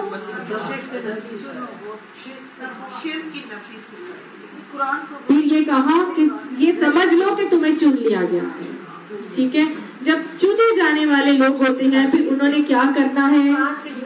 سب سے پہلے جب چنے والے جانے والے لوگ ہوتے ہیں نا، انہوں نے کیا کرنا ہوتا ہے؟ پاکیزگی کا اہتمام کرنا ہوتا ہے۔ اس کے بعد انہوں نے قرآن کی آیات کو سننا ہوتا ہے، اس کے بعد شرک کی نفی کر کے عقیدہ توحید کو راسخ کرنا ہوتا ہے، عقیدہ آخرت کو راسخ کرتے ہوئے اپنی اللہ سے ملاقات کی تیاری کے لیے نماز کو قائم کرنا ہوتا ہے۔